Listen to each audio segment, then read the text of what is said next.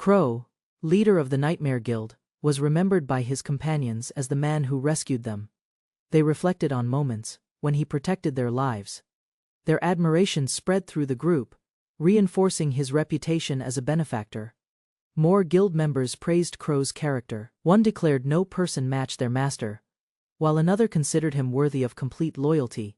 As they spoke, Crow remained silent, recalling the responsibilities carried beneath his position despite receiving constant respect. A shared conclusion emerged among the guild's strongest members. They regarded Crow as the world's greatest guild leader. While supporters voiced agreement, Crow reacted very differently, overwhelmed by their devotion. He panicked, feeling trapped by expectations that continued growing. Inside a spacious office, Crow sat at his desk, handling guild matters. Nearby, a maid worked quietly while sunlight crossed the room. The calm atmosphere contrasted sharply with the intense praise surrounding him. Administrative duties demanded attention.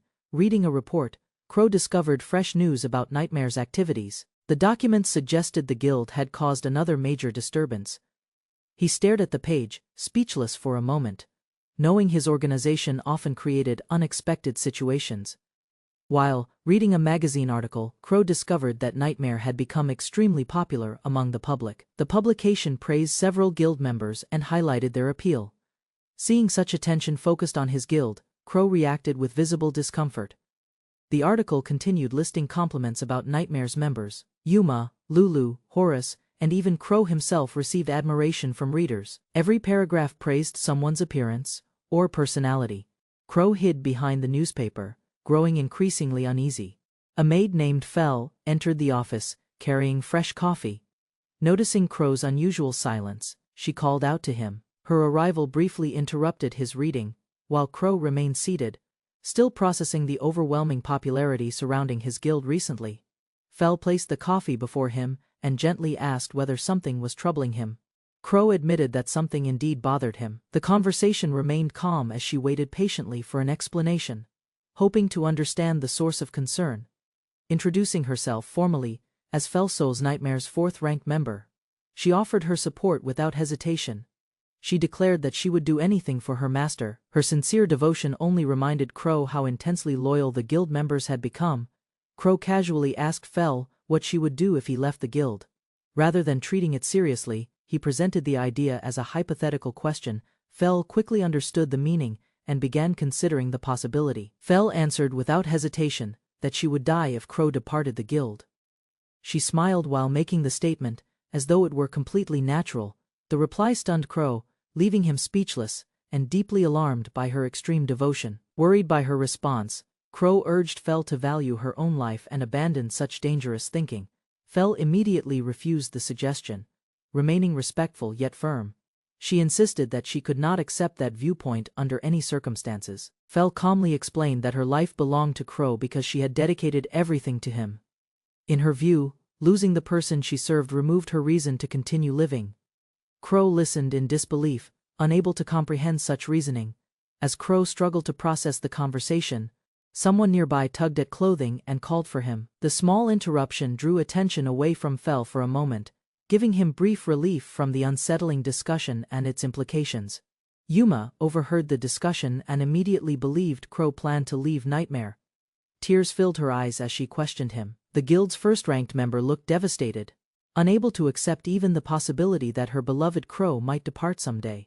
Crow quickly explained the topic was only hypothetical, hoping to calm her.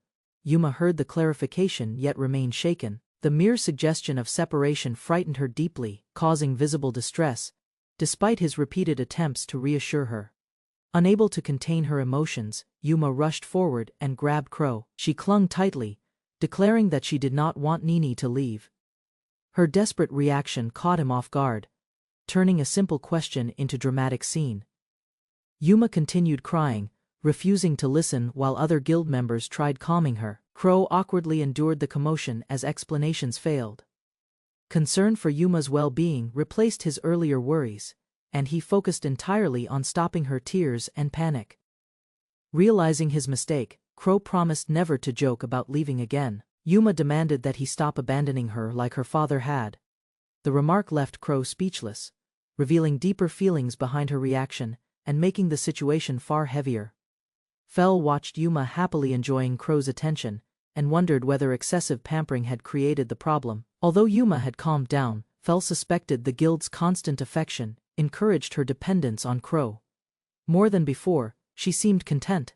Crow sat with Yuma, drinking tea, while she leaned against him cheerfully. Believing the misunderstanding had ended, he reflected on the incident. He assumed everyone would understand his intentions if he ever spoke seriously, rather than joking about matters. Crow gathered the guild members and assured them the earlier discussion meant nothing. He repeated that it had been a joke. Attention shifted toward business. A scheduled meeting was about to begin, with all 10 present. Lulusilla accepted responsibility for leading the meeting and addressed the gathered members. Introduced as Nightmare's second rank, she moved directly to the agenda. The topic concerned a dungeon quest, requiring discussion and preparation from every participant before deployment began. Several members immediately shared opinions regarding the mission. Garga dismissed concern over the reported creatures, while Amaria reacted emotionally and complained about them. Lofia calmly suggested the issue likely involved rumors surrounding a goblin nest. Steering the conversation forward, Lulu explained that the goblins had gathered many valuable items inside their nest. Crow immediately volunteered to handle the quest himself. Hearing his decision, Lulu accepted it, but the question of who would accompany him remained unresolved. The moment Lulu asked who should join Crow, nearly everyone volunteered at once. Voices filled the room as members eagerly offered themselves for the mission. Lulu watched the chaotic response, while several guildmates raised their hands without hesitation. One after another, the members displayed their willingness to accompany Crow. Their expressions revealed excitement, rather than concern about danger. Each person appeared determined to secure a place beside him, treating the opportunity as something especially important and valuable. Observing the overwhelming reaction, Crow misunderstood their intentions. He assumed everyone worried about his safety and wanted to support him against the goblins. Believing the task was simple enough alone, he quietly questioned whether such concern was necessary. Before Crow could settle the matter, Horace stepped forward with confidence. Requesting permission to join the quest, the loyal subordinate claimed their support would strengthen him. Crow listened carefully as the competition to accompany him continued growing. Horace, ranked alongside Garga, requested a place on the mission. Crow tried explaining that he could travel alone, but the discussion ignored his preference as members continued competing for the opportunity beside him. Garga immediately challenged Horace's claim. Both insisted they were the most suitable companion for Crow. Horace argued that his abilities made him indispensable, while Garga refused to yield. Their disagreement escalated quickly, leaving Crow unable to interrupt effectively. The argument became increasingly personal, as each man claimed Crow preferred his company. Neither considered Crow's actual opinion. Convinced of their own importance, they treated the decision like a contest, determined to prove themselves superior to the other. While Horace and Garga exchanged threats and boasts, Crow sat quietly between them. Lulu watched nearby as the conflict intensified. Crow wished they would stop fighting, but his words carried little influence once their rivalry gained momentum. The confrontation suddenly spiraled out of control. A powerful attack or ability struck during the dispute, engulfing part of the area in flames. One combatant screamed in panic as destruction spread, transforming a simple argument into complete chaos. Just as the argument threatened to worsen, a spear flew across the room. The weapon extinguished the flames and halted the disturbance instantly. A stern voice ordered the quarreling members to stop their petty dispute. Restoring order, the attacker revealed herself as Alicia Craze, Nightmare's 6th-ranked member. Unimpressed by the chaos, she declared punishment for those responsible. Her intervention ended the confrontation completely, making it clear she would not tolerate reckless behavior again, anytime within Nightmare. Crow thanked Alicia for stopping the fight before greater damage occurred. Alicia accepted the praise with visible satisfaction, then immediately requested more recognition from her master. Rather than discussing the mission, she focused on earning additional approval. Crow responded by gently patting Alicia's head as a reward for her help. The simple gesture pleased her greatly. She relaxed at once and quietly enjoyed the affection, treating his acknowledgement as something far more valuable than praise. Alicia openly admitted how much she enjoyed receiving attention from Crow. Her statement immediately affected the surrounding members. Several reacted with jealousy and frustration. Realizing she had gained a privilege they desired themselves, causing fresh tension. Enjoying Crow's attention, Alicia suddenly declared that she would become his wife. She confidently included Crow in the decision, treating the matter as already settled. Crow stared at her in surprise, while she spoke with enthusiasm. Alicia continued explaining her vision of marriage. In her view, becoming Crow's wife meant accepting everything about him without exception. Crow immediately objected to the idea, but Alicia remained unfazed, calmly advancing her argument, despite his confusion. To further support her claim, Alicia stated that she would accept all of Crow's wishes and desires. She appeared completely serious about the proposal. Her unwavering confidence only increased Crow's discomfort as the conversation moved farther beyond reason. Crow attempted to calm the situation by saying such matters could only be discussed in a distant future.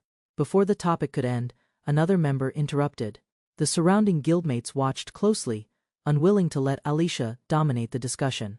Lofia raised her hand and gained Crow's attention. Although he assumed she wanted to join the quest, she quickly denied that assumption. Her playful expression suggested another motive entirely, signaling that the strange competition surrounding Crow was far from over.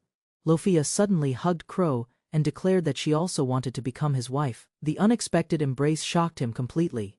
Nearby members shocked, while Crow struggled to respond as another guild member joined the growing competition. Rather than demanding exclusive status, Lofia cheerfully stated that she would accept becoming a second wife. Crow firmly rejected the idea and insisted he wanted no such relationships. His denial failed to discourage her enthusiasm or alter her position. Lofia continued defending her proposal by explaining that multiple spouses were accepted within their society. Before the discussion could continue peacefully, another voice strongly objected. The disagreement interrupted her argument and shifted attention toward a different guild member. The room suddenly fell quiet, as Lulu lowered her head and remained motionless. Her unusual silence worried everyone present. Crow noticed the change immediately and called out to her, uncertain about what she was thinking or feeling. Lulu finally revealed the source of her distress. She refused to accept the idea and convinced herself that Crow was becoming a morally corrupt man. Sweat covered her face as she struggled with the misunderstanding, deeply troubled by it. The meeting finally ended, and the members prepared to discuss their mission separately. Crow was instructed to remain inside his room, while the others handled arrangements. Relieved to escape the chaos, he quietly entered and shut the door behind. Alone at last, Crow sank into a corner and released his frustration. The exhausting events of the day weighed heavily, as Nightmare's lowest-ranked member despite being leader. He once again wished he could leave the guild. Crow reflected on the admiration his guild members constantly showed him. Their praise felt undeserved because he considered himself weak and incapable, unable to use the special power granted by the goddess. He believed his shortcomings were obvious. Despite those insecurities, Crow admitted that weakness was not the only reason he wanted to quit. Sitting before a small mirror, he gathered his thoughts. Another concern lingered in his mind, one he had avoided discussing. As Crow focused on that hidden issue, something caught his attention. His expression immediately changed from contemplation to surprise.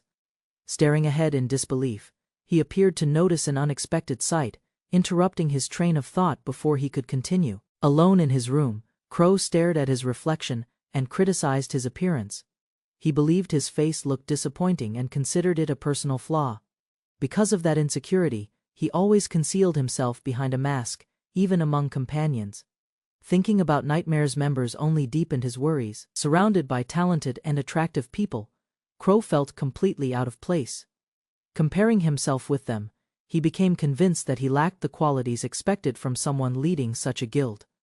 Holding his mask, Crow reflected on how little confidence he possessed. He believed he had neither remarkable talent nor the courage to reveal his true face. These thoughts reinforced the distance he maintained between himself and others. Looking into the mirror again, Crow questioned whether he truly deserved his title. Despite leading the strongest guild, he doubted his abilities. The contrast between his achievements and self-image left him uncertain about his place within Nightmare. A sudden knock interrupted Crow's private thoughts. Startled, he quickly covered his face and composed himself before answering. Hearing a familiar voice requesting permission to enter, he nervously allowed the visitor inside. Ending his moment of solitude, the visitor turned out to be Almeria, who excitedly announced that she had been chosen for the quest. Overflowing with energy, she introduced herself dramatically and immediately suggested treating the mission like a date, clearly pleased by the assignment. Crow's tension disappeared the moment he recognized Almeria. Realizing she was the visitor, he relaxed completely. His reaction, however, disappointed her. Almeria felt he seemed far less concerned about meeting her than he would have been with others. Feeling overlooked, Almeria complained that Crow treated her poorly. She believed his calm response happened because they already knew each other well. Embarrassed yet determined, she openly voiced her frustration, hoping Crow would acknowledge her importance.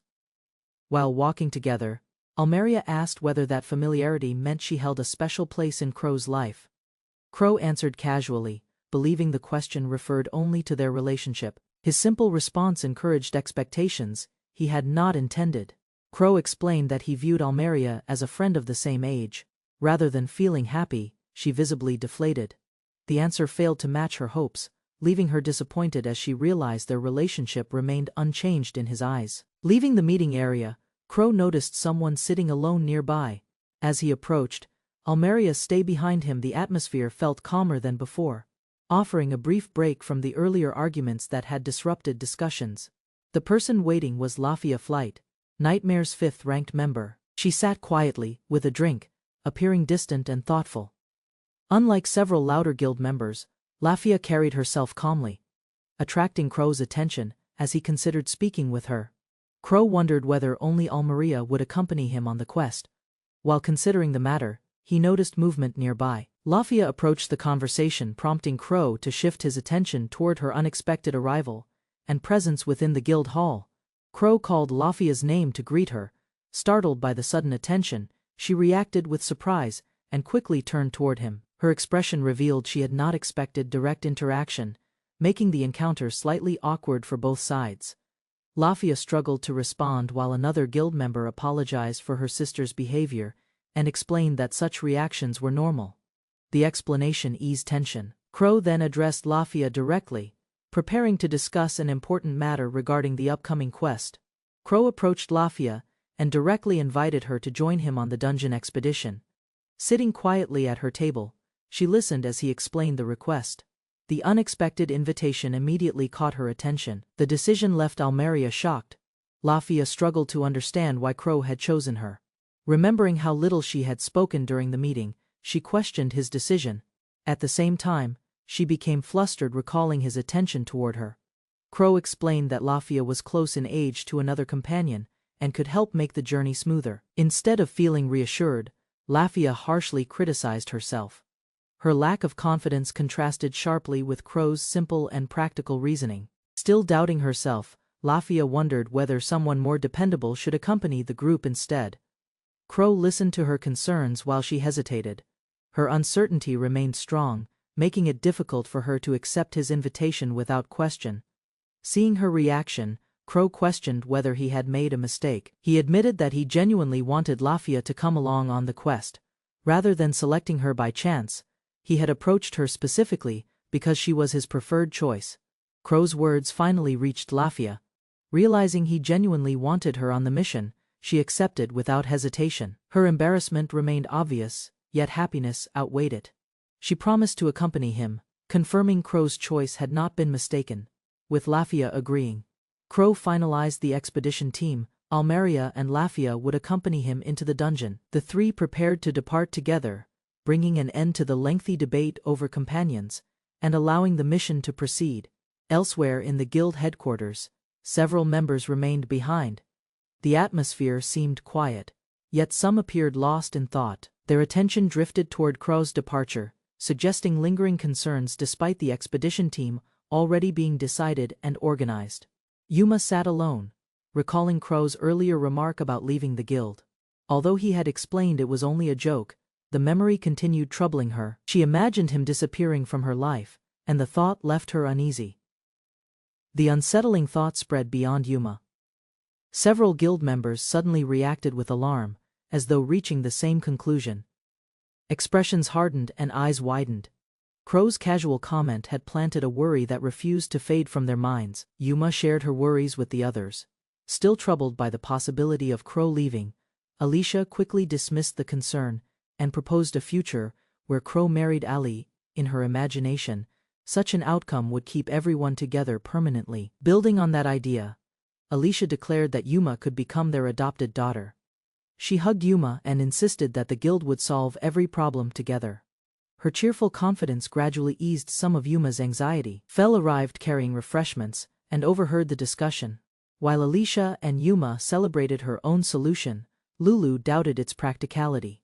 She reflected that Crow remained completely unaware of how much affection the guild members directed toward him every day. The conversation continued as Lofia enthusiastically included Lafia in her plans.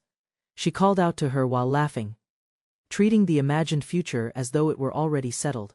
Nearby guild members listened, uncertain how seriously to take her. Horace suddenly intervened and objected to the direction of the discussion. He warned that such talk would lead Crow down an improper path. She brushed aside the criticism, while Horace grew increasingly frustrated by her carefree attitude. The discussion shifted toward Crow himself.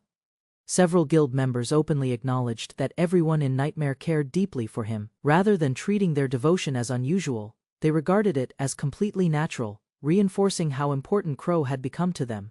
Garga failed to understand why the conversation had become so serious. To him, there seemed nothing strange about admiring Crow. His confusion contrasted with the others, who understood that their feelings toward the guild leader. Seeking to restore order, Horace reminded everyone that Crow's remark had only been a joke. Acting in his role as sub-leader, he declared the discussion finished. Reluctantly, the group accepted his decision and allowed the topic to end. Although the matter appeared settled, Lulu quietly reflected on Crow. Holding her cup, she watched the room in silence. Unlike the others, she kept her thoughts private, carefully considering the distance between Crow and the guild's emotions. Lulu eventually voiced her opinion once the room had calmed. She considered Crow an unusually oblivious person who never noticed how cherished he was. Despite speaking bluntly, her words revealed frustration rather than hostility, exposing her genuine concern for him. The conversation turned toward Lulu with a tragic past. Her entire noble family had been murdered, leaving her emotionally devastated. As others discussed the incident, she remained withdrawn, carrying wounds that had never fully healed. People speculated that powerful nobles might have held a grudge against her family. The explanation offered little comfort. Still affected by the loss, Lulu struggled with grief and isolation, unable to forget the destruction that had taken everything. Amid her despair, she remembered meeting Crow. At a time when she had lost faith in both people and the future, he approached her without hesitation.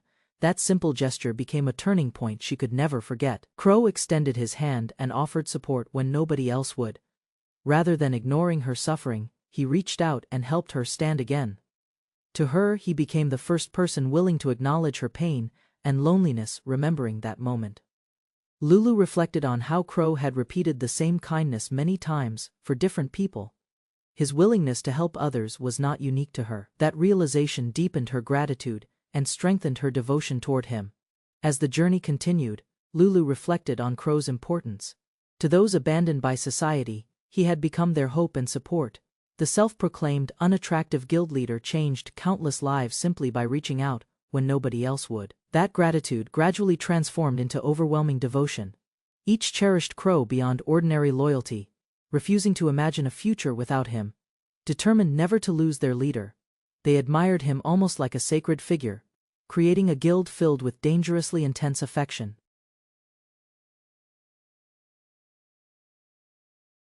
While exploring a stone corridor, Crow traveled with Lafia and Almaria. Heavy impacts echoed through the structure, drawing their attention. The group located a dark passage ahead. Entering cautiously, they scanned the interior, sensing nearby movement. Inside the chamber, several goblins emerged between the pillars, carrying crude weapons. Crow stared at the sudden threat. Still calm, Almaria stepped forward confidently, eager to demonstrate her strength before him, ignoring the monster's numbers and hostile expressions. Almaria launched herself into the enemy formation, swinging her polearm in a wide arc. Powerful strikes tore through multiple goblins, breaking bodies apart and scattering weapons. The monsters failed to organize defense, overwhelmed by her speed and precision. With the battle turning one-sided, Almaria pressed onward and proudly announced her greatness. More goblins rushed toward her, but their resistance achieved little. She maintained control, cutting through attackers efficiently while keeping Crow's safety in mind. As the remaining enemies scattered, Crow noticed 2 goblins escaping through another route. He quickly pointed out their direction, hoping they would not cause trouble elsewhere. Lafia reacted immediately, following the lead while Almeria finished cleanup around the chamber. Lafia returned from the corridor and reported that the escaped goblins had been eliminated. Crow thanked her for handling the situation. Hearing his praise, she smiled brightly and accepted the recognition. Almeria listened nearby. Encouraged by Crow's gratitude, Lafia proudly explained that removing trash, monsters, and similar threats suited her abilities. She spoke with complete confidence, emphasizing how effective she was at such tasks. Her cheerful attitude reflected satisfaction with her contribution. Crow responded positively and thanked Lafia once more. His reaction remained simple, yet sincere. While Lafia seemed pleased, Crow briefly paused in thought. The exchange appeared harmless, though someone nearby silently watched the conversation unfold. Almeria approached Crow and tried drawing attention to her own efforts. She reminded him that she had worked hard during the battle as well. Crow acknowledged her statement immediately, but his casual response failed to satisfy her expectations. Almeria stared at Crow in disbelief and questioned why he refused to praise her directly. Frustration quickly surfaced as she accused him of always treating her lightly. Crow faced her complaints, realizing her irritation stemmed from wanting recognition herself. Trying to calm Almeria, Crow explained that he appreciated her efforts as well. The statement only embarrassed her further. Unable to hide her feelings, she demanded something more tangible than words and insisted that head pats would satisfy her. Lafia immediately joined the request, asking whether she could receive the same treatment. Crow looked between the 2 women and reminded them they were still exploring a dangerous dungeon. Despite that, he reluctantly agreed to humor their wishes. Crow raised both hands and gently patted their heads. Almeria and Lafia instantly relaxed, their earlier complaints disappearing. The simple gesture pleased them far more than expected, leaving Crow surprised by how effective such a response proved. A sudden scream echoed through the dungeon before anyone could continue enjoying the moment. The sound clearly belonged to a woman. Almeria and Lafia reacted at once, recognizing the urgency, while Crow shifted his attention toward the source. Without hesitation, Crow rushed toward the direction of the scream. His companions called out as he disappeared around a corner. Concern replaced the light-hearted mood, and the group quickly prepared themselves for whatever danger awaited ahead there. Following the scream, Crow found a frightened woman running through the dungeon. She begged for help, explaining that goblins were attacking her group. Seeing her panic and injuries, Crow immediately stopped and listened carefully to her situation. The woman continued describing the danger surrounding her companions. Crow raised his hands calmly and reassured her that she was safe. His composed attitude helped reduce her panic, allowing her to explain the circumstances more clearly and steadily. Crow introduced himself as an adventurer who had accepted a guild request. He promised to escort her back to town safely. Mentioning Lafia and Almeria as reliable companions, he assured her that help was already available nearby. Hearing Crow's promise, the woman relaxed and smiled with relief. The fear that had controlled her expression faded quickly. Believing rescue had finally arrived, she expressed gratitude and placed her trust in the adventurer standing before her. Just as the atmosphere settled, Almeria rushed from behind and targeted the woman. Crow answered confidently, but Almeria reached. Her spear pierced through the attacker instantly, eliminating the threat before it could reach the unsuspecting survivor. The rescued woman suddenly revealed hostile intentions. Blood splattered as Almeria moved between her and Crow. With a furious expression, Almeria condemned anyone who tried approaching Crow. The woman's confusion grew immediately as the situation changed beyond expectations. Almeria's hostility intensified. She questioned how the stranger could believe Crow would help her, and accused her of ruining a pleasant moment. The woman, overwhelmed by the sudden reaction, struggled to understand why such extreme anger was directed toward her. Realizing the danger, the woman desperately tried to stop Almeria. She retreated across the floor, while Almeria advanced with her weapon ready. Fear replaced every trace of relief as the supposed rescue became an increasingly threatening encounter instead. Before Almeria could continue, Crow firmly ordered her to stop. His voice immediately interrupted the confrontation. Almeria froze and turned toward him, while Lafia watched nearby. The tension remained high, but Crow's command prevented further escalation there. Crow reminded Almeria that adventurers were not allowed to kill people indiscriminately. Cornered by his reasoning, the woman quickly claimed she had intentionally entered their trap to seek a peaceful solution. Her explanation sounded suspicious, yet bought time. Crow revealed the woman's identity by presenting a wanted notice. She belonged to the antisocial guild Wild Hunter and was known as a goblin tamer. The revelation exposed her deception, proving that her earlier story had been completely fabricated. Caught immediately, the woman abandoned her frightened act. Anger replaced panic as she accused Crow of deceiving her first. Rather than denying the claim, Crow remained calm, showing little concern for her sudden outburst and hostility. Realizing exposure was unavoidable, the woman reached for a potion before she could gain any advantage. The situation shifted rapidly. Lafia remained alert nearby, while the woman desperately searched for a way to recover control. The woman openly admitted that being discovered changed nothing. Standing confidently before Crow and Lafia, she revealed her true preparation. Numerous goblins surrounded the area, transforming the chamber into a battlefield, where she believed numbers guaranteed victory. With goblins gathering from every direction, the woman demanded surrender. She boasted that hundreds of goblin troops occupied the dungeon and expected intimidation to work. Crow's group faced the hostile army calmly, preparing themselves for the confrontation ahead. The goblin tamer threatened Crow's group, boasting that their bodies would become fertilizer for her army. Unimpressed by the warning, Lafia stepped forward and drew Excalibur. Her calm expression showed complete confidence. Despite the overwhelming number of enemies, Lafia immediately charged into the goblin horde. Twin blades carved through the battlefield, sending monsters flying in every direction. The goblin tamer watched in stunned silence as dozens of troops were defeated effortlessly, destroying her expectation of numerical superiority. Seeing the massacre, the goblin tamer tried encouraging her remaining forces. Lafia showed no hesitation and continued advancing through the crowd. Viewing the creatures as disgusting pests, she cut down every goblin standing between herself and her target. Not wanting to be left behind, Almeria prepared her own legendary weapon. She raised Gungnir and directed its power toward the battlefield. The spear's purpose was simple and direct, piercing through enemies while supporting Lafia's relentless assault. The goblin tamer struggled to understand what she was witnessing. Her strongest forces collapsed, despite their numbers. Looking at Lafia and Almeria wielding Excalibur and Gungnir, she finally realized she had challenged opponents far beyond ordinary adventurers. The goblin tamer stared at Lafia and Almeria's weapons in disbelief. She recognized them as mythological class equipment, far beyond normal adventurer possessions, unable to reconcile their strength with their appearance. She questioned how such individuals possessed legendary artifacts. Crow casually answered the question himself. He revealed that he had personally created both weapons. The statement shocked the goblin tamer more than the battle itself. Her confidence faltered immediately as she struggled to accept such an explanation. Crow explained that his special skill, Create, allowed imagination to become reality. Recalling knowledge from games and manga carried from his previous life, he used that power to craft rare artifact-level equipment within this world. The goblin tamer called the ability unfair compared with her goblin army. Crow ignored the complaint and prepared to demonstrate it again. Extending his hand, he activated Create once more, deciding to produce another weapon before her eyes.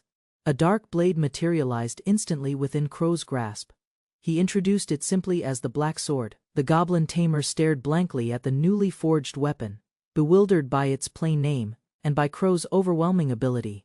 The goblin tamer sensed the overwhelming aura radiating from Crow's newly created sword. Although she mocked his masked appearance, the weapon's presence alone distinguished it from ordinary equipment, forcing her to reconsider the situation. Searching for an advantage, the goblin tamer focused on Crow himself. She suggested that he possessed a weakness despite his remarkable creations. Believing she had identified a flaw, she prepared to exploit it before losing complete control. The woman argued that Crow relied on Lafia and Almeria because he lacked the ability to use powerful weapons personally. Her conclusion briefly caught the attention of both companions. Confident in her reasoning, she pressed the accusation further, acting on her assumption.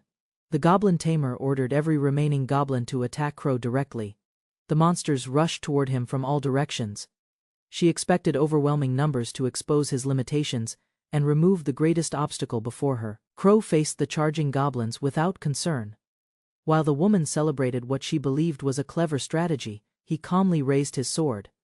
A single attack shattered the approaching monsters, proving that her assessment of his abilities was completely wrong. Crow looked at the battlefield and concluded that defeat was impossible against opponents like goblins. His confidence came from experience, rather than arrogance. The goblin tamer watched uneasily, realizing her numerical advantage had already lost much of its value. Unable to accept the situation, the goblin tamer ordered every remaining goblin to retreat. She abandoned thoughts of victory and focused entirely on escape. Panic replaced determination as she searched desperately for any route leading away safely. Her attempt failed almost immediately. Attacks struck from multiple directions before she could create distance. Surrounded by overwhelming force, she stumbled forward in shock. The battlefield she once controlled had become a trap closing around her. Severe injuries left the goblin tamer screaming in pain. She collapsed while questioning how events had deteriorated so completely. Fear, regret, and confusion overwhelmed her thoughts as she finally understood the consequences of challenging Crow's group directly. Lafia and Almeria stood over the defeated woman and explained the reason for their anger. She had harmed adventurers and insulted Crow. Their cold expressions made clear that protecting Crow mattered greatly to them. Leaving the woman speechless, even while badly injured, the goblin tamer begged for mercy. Crow repeated that killing people was wrong, but Almeria misunderstood the instruction. Believing anything short of death was acceptable, she eagerly sought permission to continue punishing their captive. The woman's pleas accomplished nothing. Painful attacks continued as she desperately cried for forgiveness. Fear dominated her thoughts while she struggled to endure the punishment. Every attempt to gain sympathy failed, leaving her trapped before the furious adventurers. Lafia and Almeria explained why Crow mattered so much to them. Crow had rescued them from suffering and changed their lives completely. Because of that gratitude, they could not tolerate insults or harm directed toward the person they respected. The goblin tamer finally broke down completely. Her laughter became unstable as the relentless pressure overwhelmed her. Crow watched from a distance while the woman's resistance disappeared, leaving only panic, confusion, and desperate regret over her actions. Satisfied that the confrontation had ended, Almeria happily admitted striking the woman several times. Lafia casually agreed with her assessment. With the threat neutralized, the group turned toward the dungeon passage ahead and prepared to continue onward together. The battle finally ended, and the goblin tamer lay defeated. Lafia and Almeria considered the mission successfully completed. Crow silently observed the aftermath, troubled by how events unfolded, and by the excessive force used during the quest. Looking at the injured woman, Crow blamed himself rather than his companions.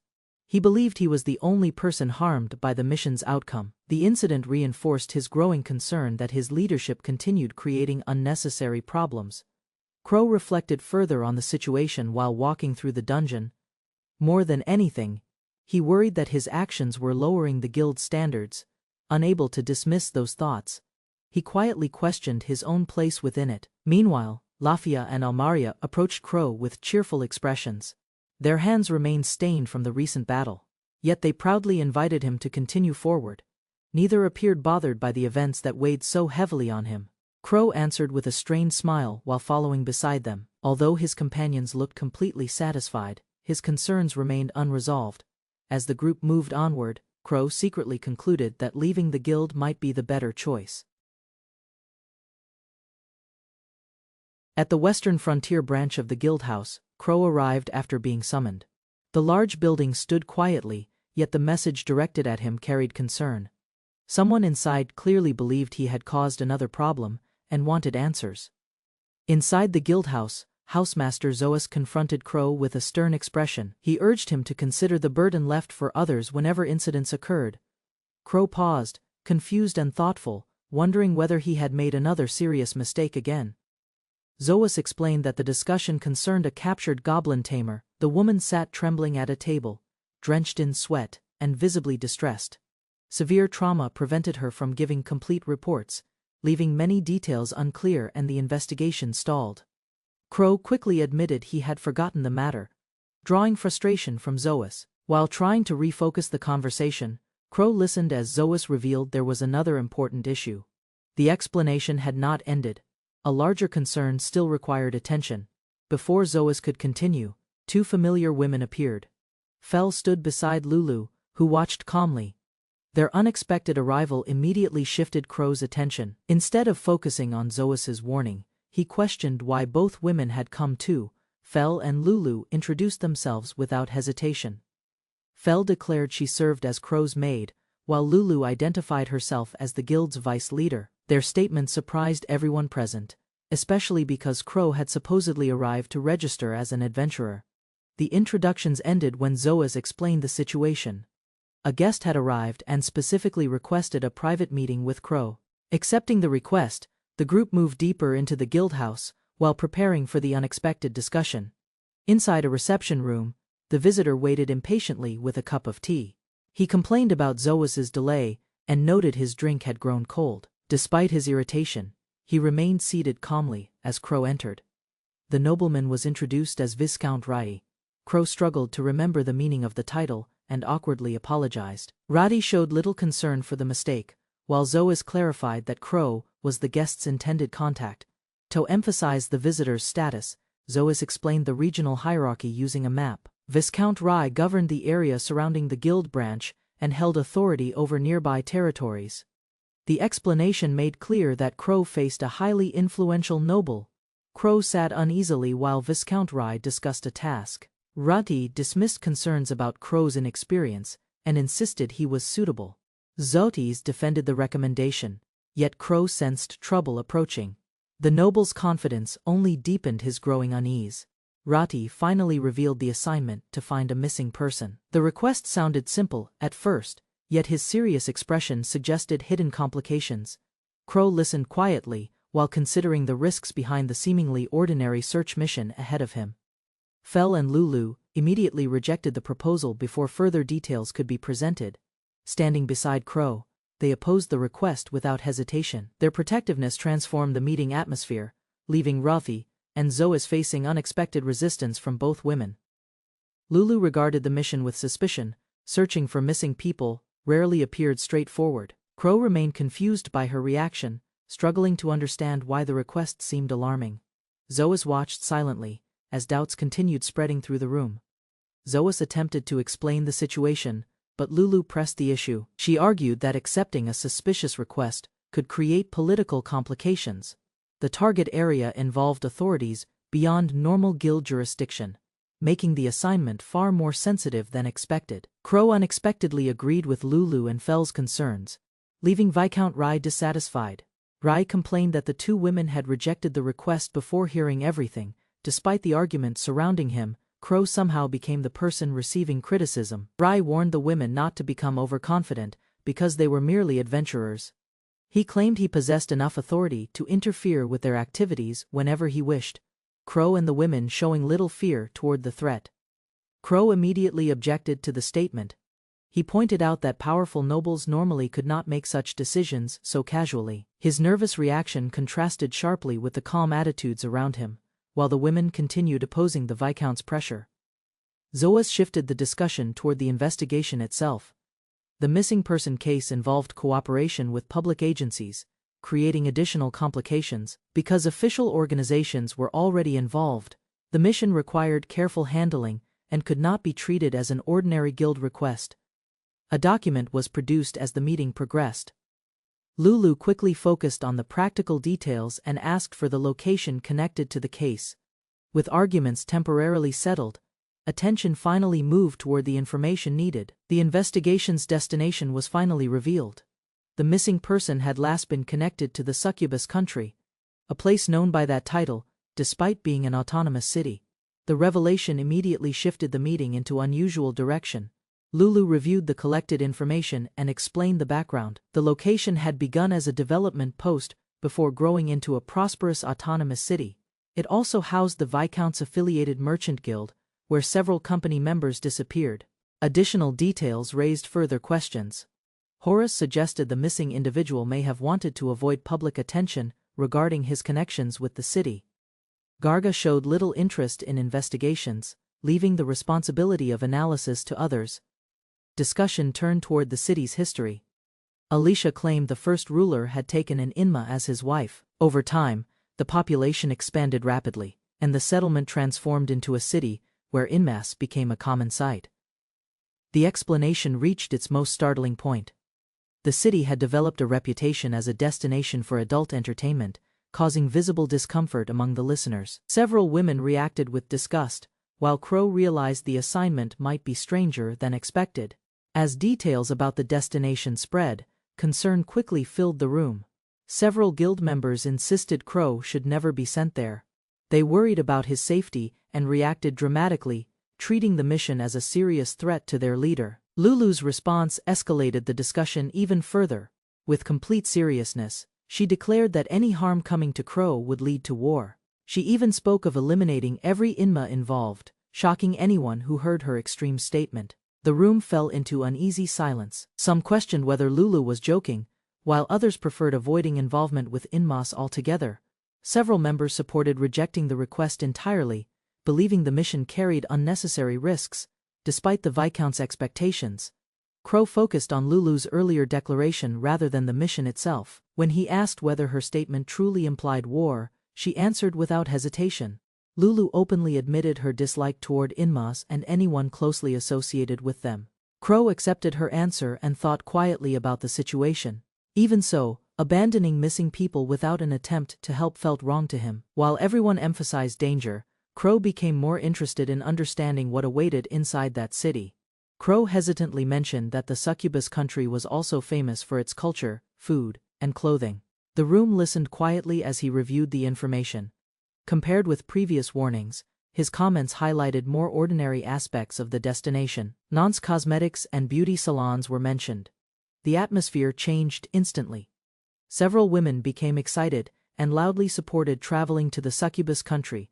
Their enthusiasm replaced earlier objections, leaving Crow surprised by the sudden shift in everyone's attitude. Preparations began almost immediately. Lulu promised to protect Crow throughout the mission. Crow accepted her assurance, while the growing expedition continued expanding around him. Alicia appeared dressed for travel and Yuma also declared she would accompany.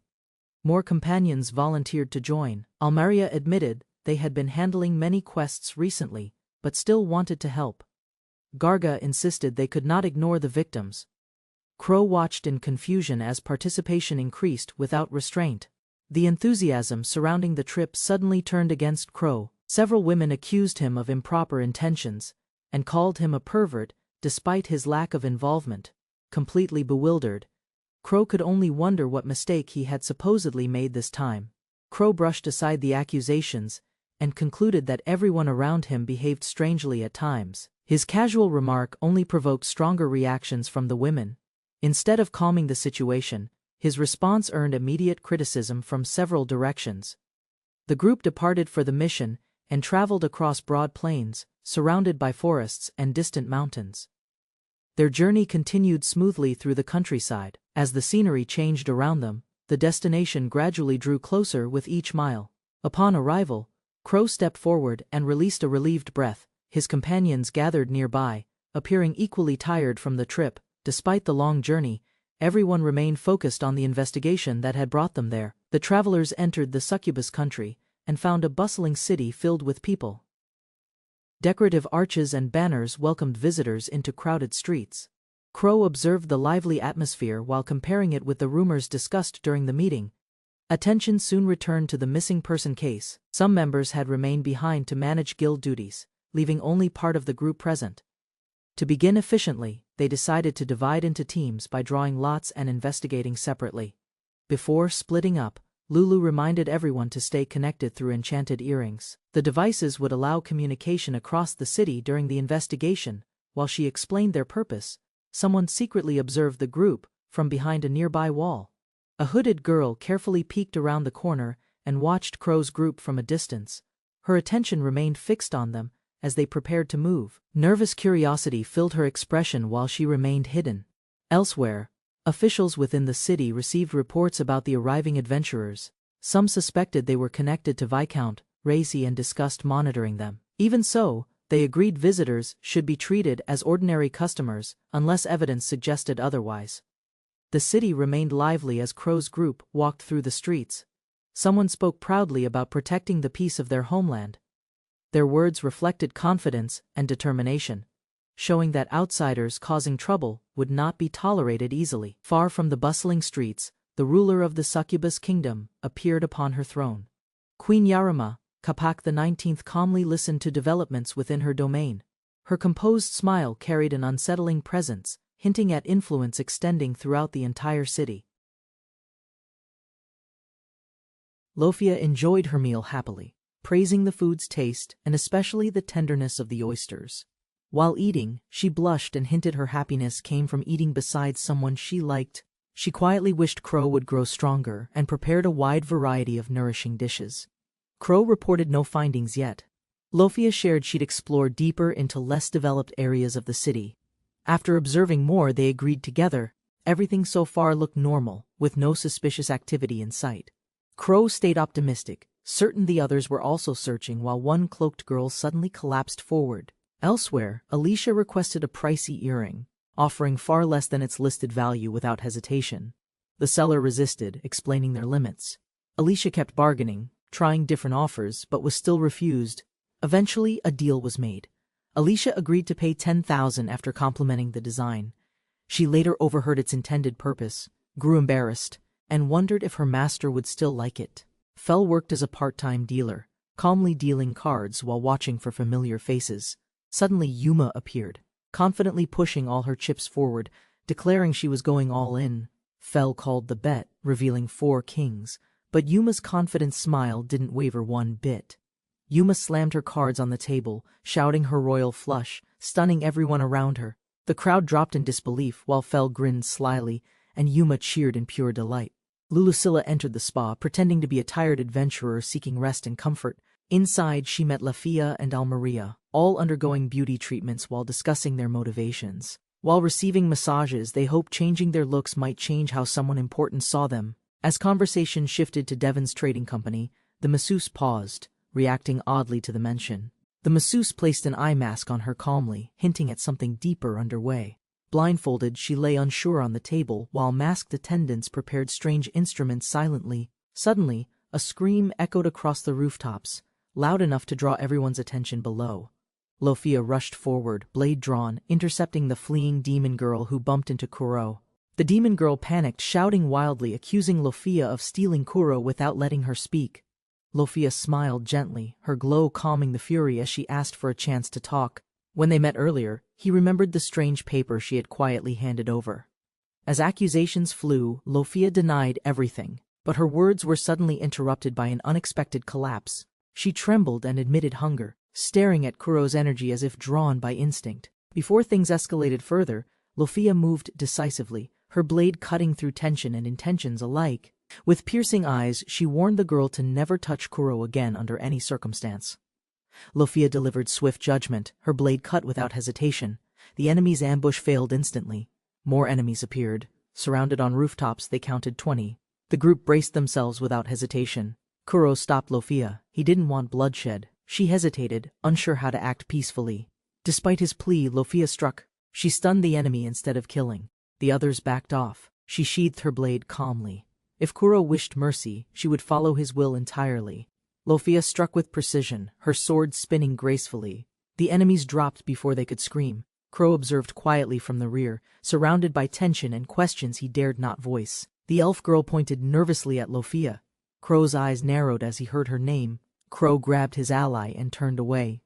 He had no intention of fighting her now. The enemy reacted too late.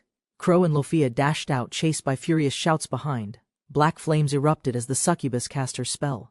A barrier split the battlefield in half. The enemy halted as smoke rose. Behind the wall, Kuro and Lofia had already vanished. Leaping across rooftops, Kuro ignored protests. He warned Lofia about the danger the succubus might bring. The girl trembled. The color burned her skin. Lofia realized it was a cursed binding artifact. Kuro read the hidden message again. His choice was clear. He had to protect her. Kuro led her to shelter by the forest. She looked weak but no longer afraid. Desperate for strength, the succubus drank. Lofia flinched but obeyed Kuro's calm, careful command.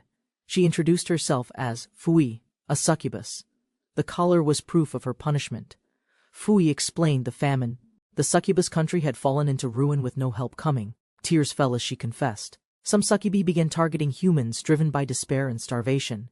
Crow suspected the Devon Trading Company. Their attack was no coincidence. Fui nodded, hiding her tears. Lofia understood the scale. If the truth spread, both sides would face irreversible consequences. Fui broke down, fearing death. Crow reached out, his voice steady. He promised to protect her, Lofia called out. Crow urged caution. Fui listened, unsure what their words could actually accomplish. Far away, someone raged. Fui's confession had been heard, and it had provoked dangerous consequences. Captain Ichiran gave the order. Every succubus in town was mobilized to track Crow's group. A sudden strike knocked allies down. Confusion spread. Alma calmly stepped forward, ready to answer orders. A trio appeared. Their presence was overwhelming. They demanded Crow's return without patience or warning. Before anyone could answer, magic flared. The word Kurano summoned a devastating attack from above. The ground split under the blast. Enemies scattered. One warrior froze as Lofia struck hard. Yuma cried out in rage. The ground shattered. Her power shocked enemies and allies alike. Others stepped forward. Emotions rose. Their resolve solidified as they stood beside Yuma, demanding Crow's return. Crow smiled with determination. He vowed to save them. The succubi prepared themselves for war. A scream echoed. She remained calm, unmoving. Something powerful had been unleashed behind that silence. Magic burst from her wand. Flames engulfed enemies. None escaped the sudden, merciless retaliation. As screams continued, her expression stayed blank. Their pain was a result she neither feared nor regretted. Fire consumed everything ahead. The force behind it was precise, unstoppable, and left no survivors. She held the wand aloft. It fused healing and combustion, a deadly invention of their master. She demanded answers, ignoring his pleas. The prisoner screamed, broken by pain and desperation combined. Blade to his throat, she snapped. The idea of betrayal only deepened her suspicion. The others remained calm. Yuma woke up, unaware of the tension filling the air. Their answers aligned. The group accepted the truth. But another topic had to be investigated next. Suspicion shifted. All eyes turned toward Devon Trading Company. Fear replaced silence as truth approached fast. Without warning, she pinned the suspect. The sudden force silenced resistance and demanded immediate truth. He resisted fiercely but faltered. She agreed to listen, though she doubted his fear-driven denial. Her gaze narrowed. She read his reactions clearly. His heartbeat betrayed every word he spoke. She revealed key locations across the city, each one ideal for hidden human activity. The final sight shocked him. The underground facility's name alone made his body tremble in fear. Fell reached out to Lulu-sama. Behind her, pain echoed while the group awaited orders. Lulu responded with clarity. She confirmed she had information about Devon Trading Company's hidden underground location. Her unit was prepared. Fully equipped and ready, they moved without delay to intercept the threat. Lofia clashed with Crow again. She refused to believe saving succubi was a real option. Fui explained her background cheerfully. Lofia panicked, shocked by how succubi learned morality from erotic books. Crow proposed a two-person plan. Lofia blushed, unsure how to respond to him directly. Crow asked Fui to convince the queen, hoping to liberate the enslaved trading victims. Fui hesitated but agreed. Crow offered to disable her collar, removing the queen's binding control. Far underground, deep inside the succubus kingdom, strange echoes reverberated through the cracked stone hallways. A powerful blast shattered the wall. The Tazrem fired thrice before finally penetrating the barrier. The group speculated Crow's fate as they watched the horizon with quiet, uncertain concern. Armed and determined, Alma led her team through rocky terrain, increasing their pace toward danger. Inside the tunnel, they encountered a foul stench and disturbing details about succubi energy practices. Behind thick bars, twisted men clawed forward, their eyes crazed with desperation and decay. Sensing women nearby, imprisoned men screamed and begged, consumed by madness and uncontrollable energy withdrawal. Men screamed uncontrollably from their cages, driven mad by the scent of passing women. Succubi investigators revealed the truth. Captured traders became prey to amplified lust and exploitation. One prisoner was held hostage, blade to throat, as a succubus threatened immediate death. The rescue team hesitated briefly, hearing pleas, then readied weapons to neutralize the threat. A gunshot rang out. The hostage collapsed. The succubus gasped, realizing they'd lost control.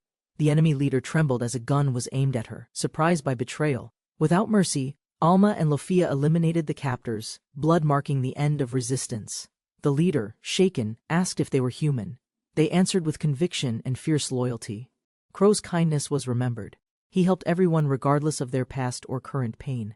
She smiled through blood. To protect Crow from suffering, she acted first. Because she loved, Alma chased after the fleeing succubus while Lilia discovered one surviving prisoner among the wreckage. The man questioned their loyalty, confused why they sided with monsters who had exploited them. Lofia replied coldly that humans were worse and raised her gun to interrogate him. Her eyes narrowed as she brought up the Devon Trading Company's role in everything. She pushed the gun into his mouth and demanded the truth behind their operations. Nithya ran through the corridor, heart pounding, determined to deliver her urgent report immediately. Before the throne, she gasped for breath, shouting that the enemy force was overwhelming. The queen questioned her directly, sharp eyes narrowing as she examined Nithya's fear and urgency. Nithya tried explaining her escape, unaware the queen had already sensed something was terribly wrong. A voice echoed, revealing hidden presence. Nithya turned, trembling as her enemy had already arrived. Crow and his team rushed down the corridor after hearing the scream and loud tremor. They halted at a door. Inside, terrifying sounds echoed. Crow feared they were already late. Pushing the door open, they found Alma choking an enemy with effortless force and precision. Alma turned with a smile and ran toward Crow, who stood stunned by her presence. She checked his injuries. Crow said nothing. The succubi ambushed him but revealed no information. The queen accused them of spying. Crow tried explaining their peaceful intent without success. She mocked the idea of peace and twisted their words into a clear threat. She revealed her true nature. Humans were prey and pleasure, nothing more to her. Before the queen struck, Alma and another guild member launched a surprise counterattack together. The queen's eyes narrowed. With a gesture, she blasted Alma away through the wall. Alma and the other girl were furious. Crow's safety triggered their overwhelming protective rage. Crow calmly urged surrender. Any resistance would only deepen suspicion and worsen the current situation. One of the succubi, Huey, begged for peace and proposed freeing the captured humans. The queen hesitated. Huey's courage stirred doubt. Even she questioned hiding the truth any longer. The queen's rage exploded. She blamed Huey for betrayal and everything that had gone wrong. Crow's group watched silently as the queen dismissed diplomacy, blaming hunger for endless conflict cycles. Enraged, the queen shouted. She refused to kneel or accept mercy from any human.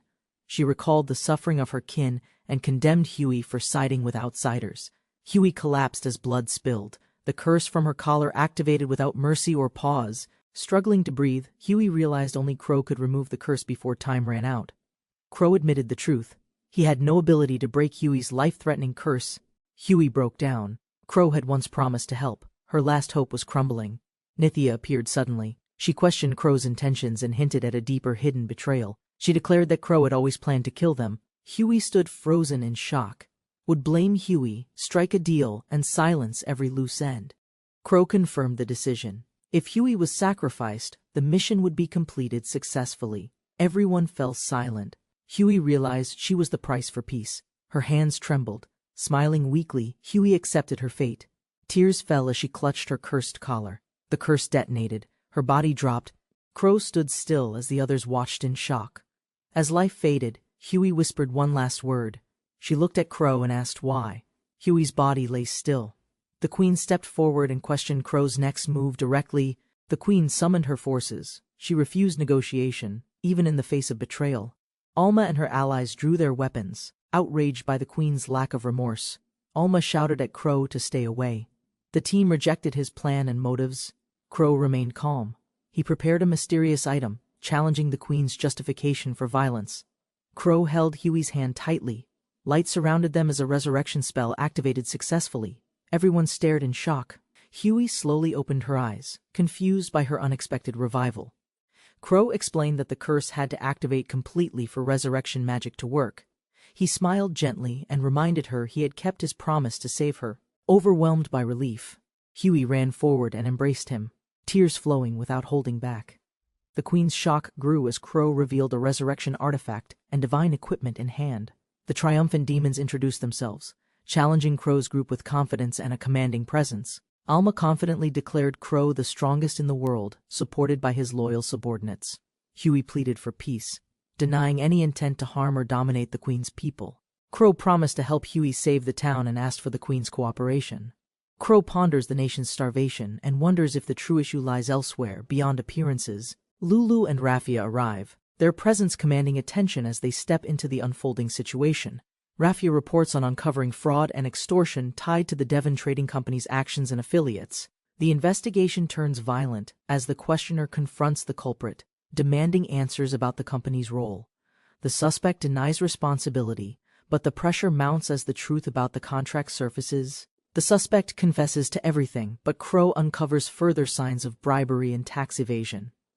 Raffia explains the company's exploitation of succubi, using them as pawns for illegal financial schemes. Crow reveals the shocking truth: the Devon Trading Company operates no differently than a criminal guild.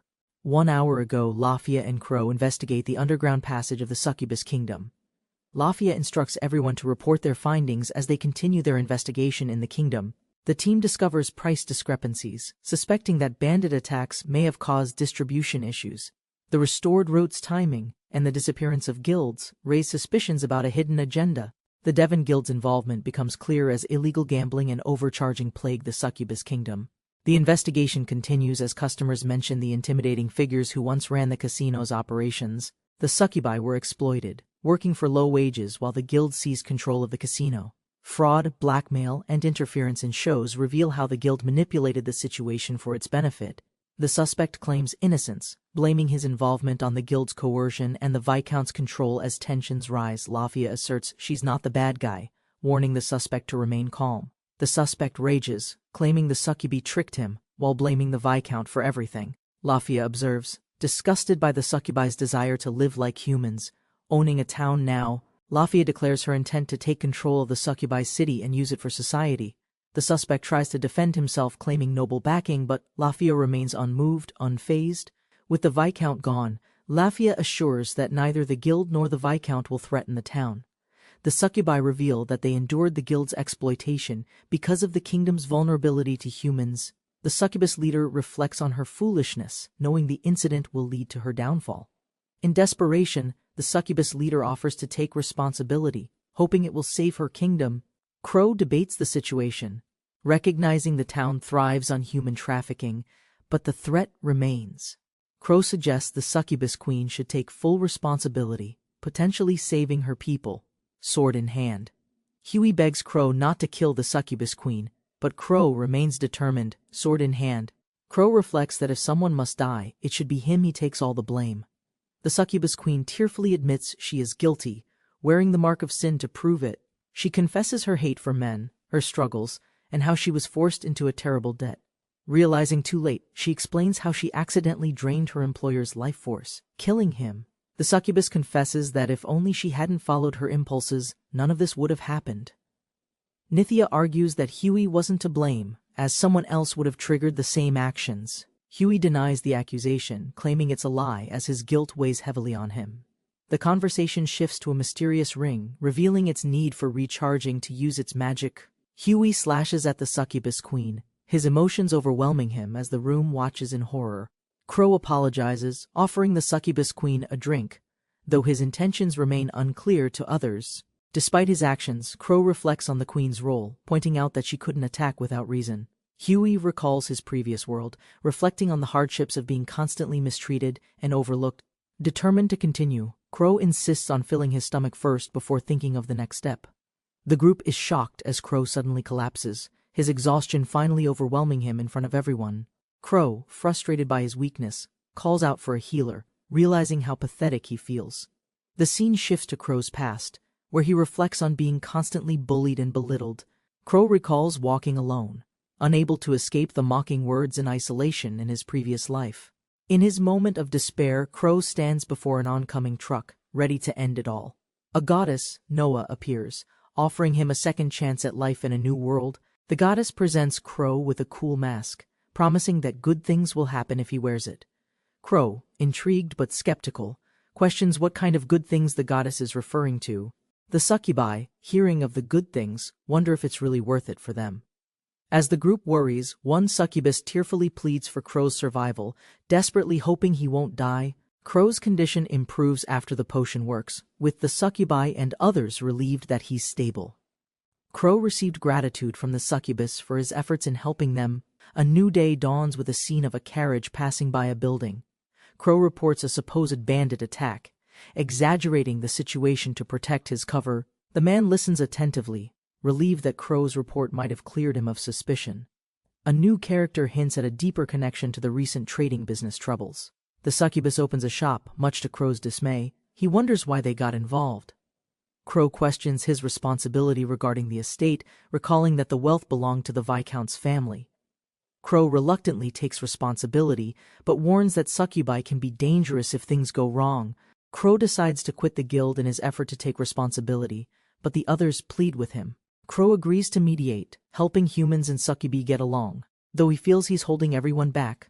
Crow encounters Lulu, who excitedly greets him, calling his name as she rushes towards him. Lulu asks if it was really okay for Crow to pick her up. He confirms. Crow and his companion discuss the consequences of lying in the report to protect succubi. Crow reflects on the situation as Lulu suggests that former enemies are now reconsidering their actions. Crow and Lulu agree that their efforts have limits, but they're glad the succubi understand. Crow remarks sadly that the people from the trading company died from exhaustion before they arrived. Lulu admires Crow's kindness, agreeing that fewer lives lost is always better, even for bad people. Lulu warns Crow that his kindness might get him killed one day if he keeps acting like this. Crow reflects on the past, realizing how dangerous the situation could have been if he'd collapsed. Crow trusts the succubi to help, but knows there's magic in this world, which changes everything. Crow discusses the power of magic potions, which can heal wounds and even reverse death instantly. Lulu warns Crow that his reckless selflessness puts him too close to death, which concerns her. Crow confidently walks away, knowing the cost of what he's doing. Lulu watches in silence. A man in charge asks Crow to continue leading the guild, despite the risks involved. The man presents a formal request to remove Crow as guild leader, signaling a serious challenge. A succubus delivery arrives, and the girls excitedly hand over the complete set of beauty products. The succubus team presents body care products, cosmetics, and beauty supplements, all approved by succubi. The girls enthusiastically discuss limited edition products, including lip gloss and flawless makeup, much to their delight. Huey receives thanks from the girls, who express their joy about becoming adventurers with her help. As Huey encourages them, they ask about Crow, curious about his whereabouts and eager to meet him. Crow is absent, attending a meeting with the Alliance, while the others are out on quests.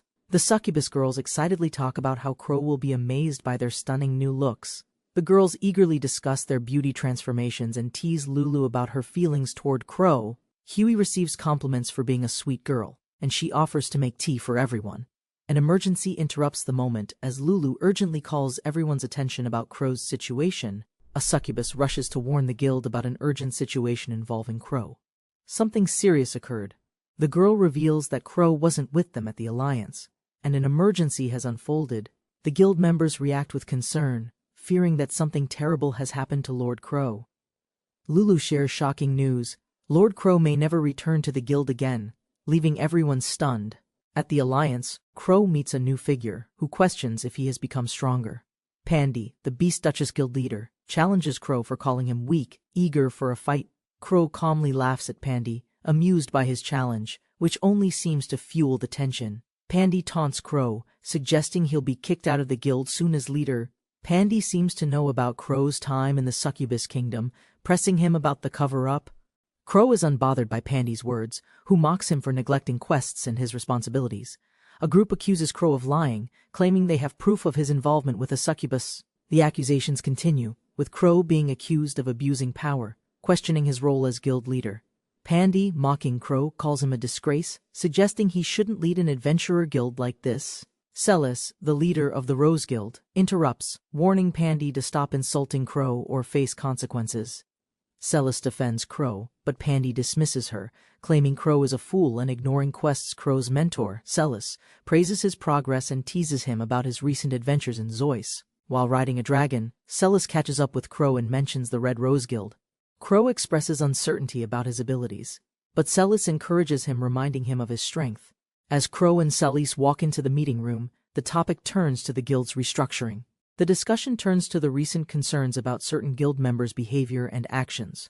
Crow sat quietly as officials discussed guild unity. Strength depended not just on individual skill. Concerns grew louder. The Alliance finally admitted it could no longer stay uninvolved in guild issues. To fix this, leaders announced a 2-week guild exchange, aiming to strengthen leadership across the board. Confusion spread. Members whispered nervously as assignments were made. Crow's name hadn't been called yet. One leader exploded in protest. Crow stayed silent, watching tensions rise over support for weaker guilds. While others argued heatedly, Crow quietly sipped tea. The plan aimed to reduce future losses. Suddenly, accusations flew. Crow's past as a rejected adventurer made him an easy target.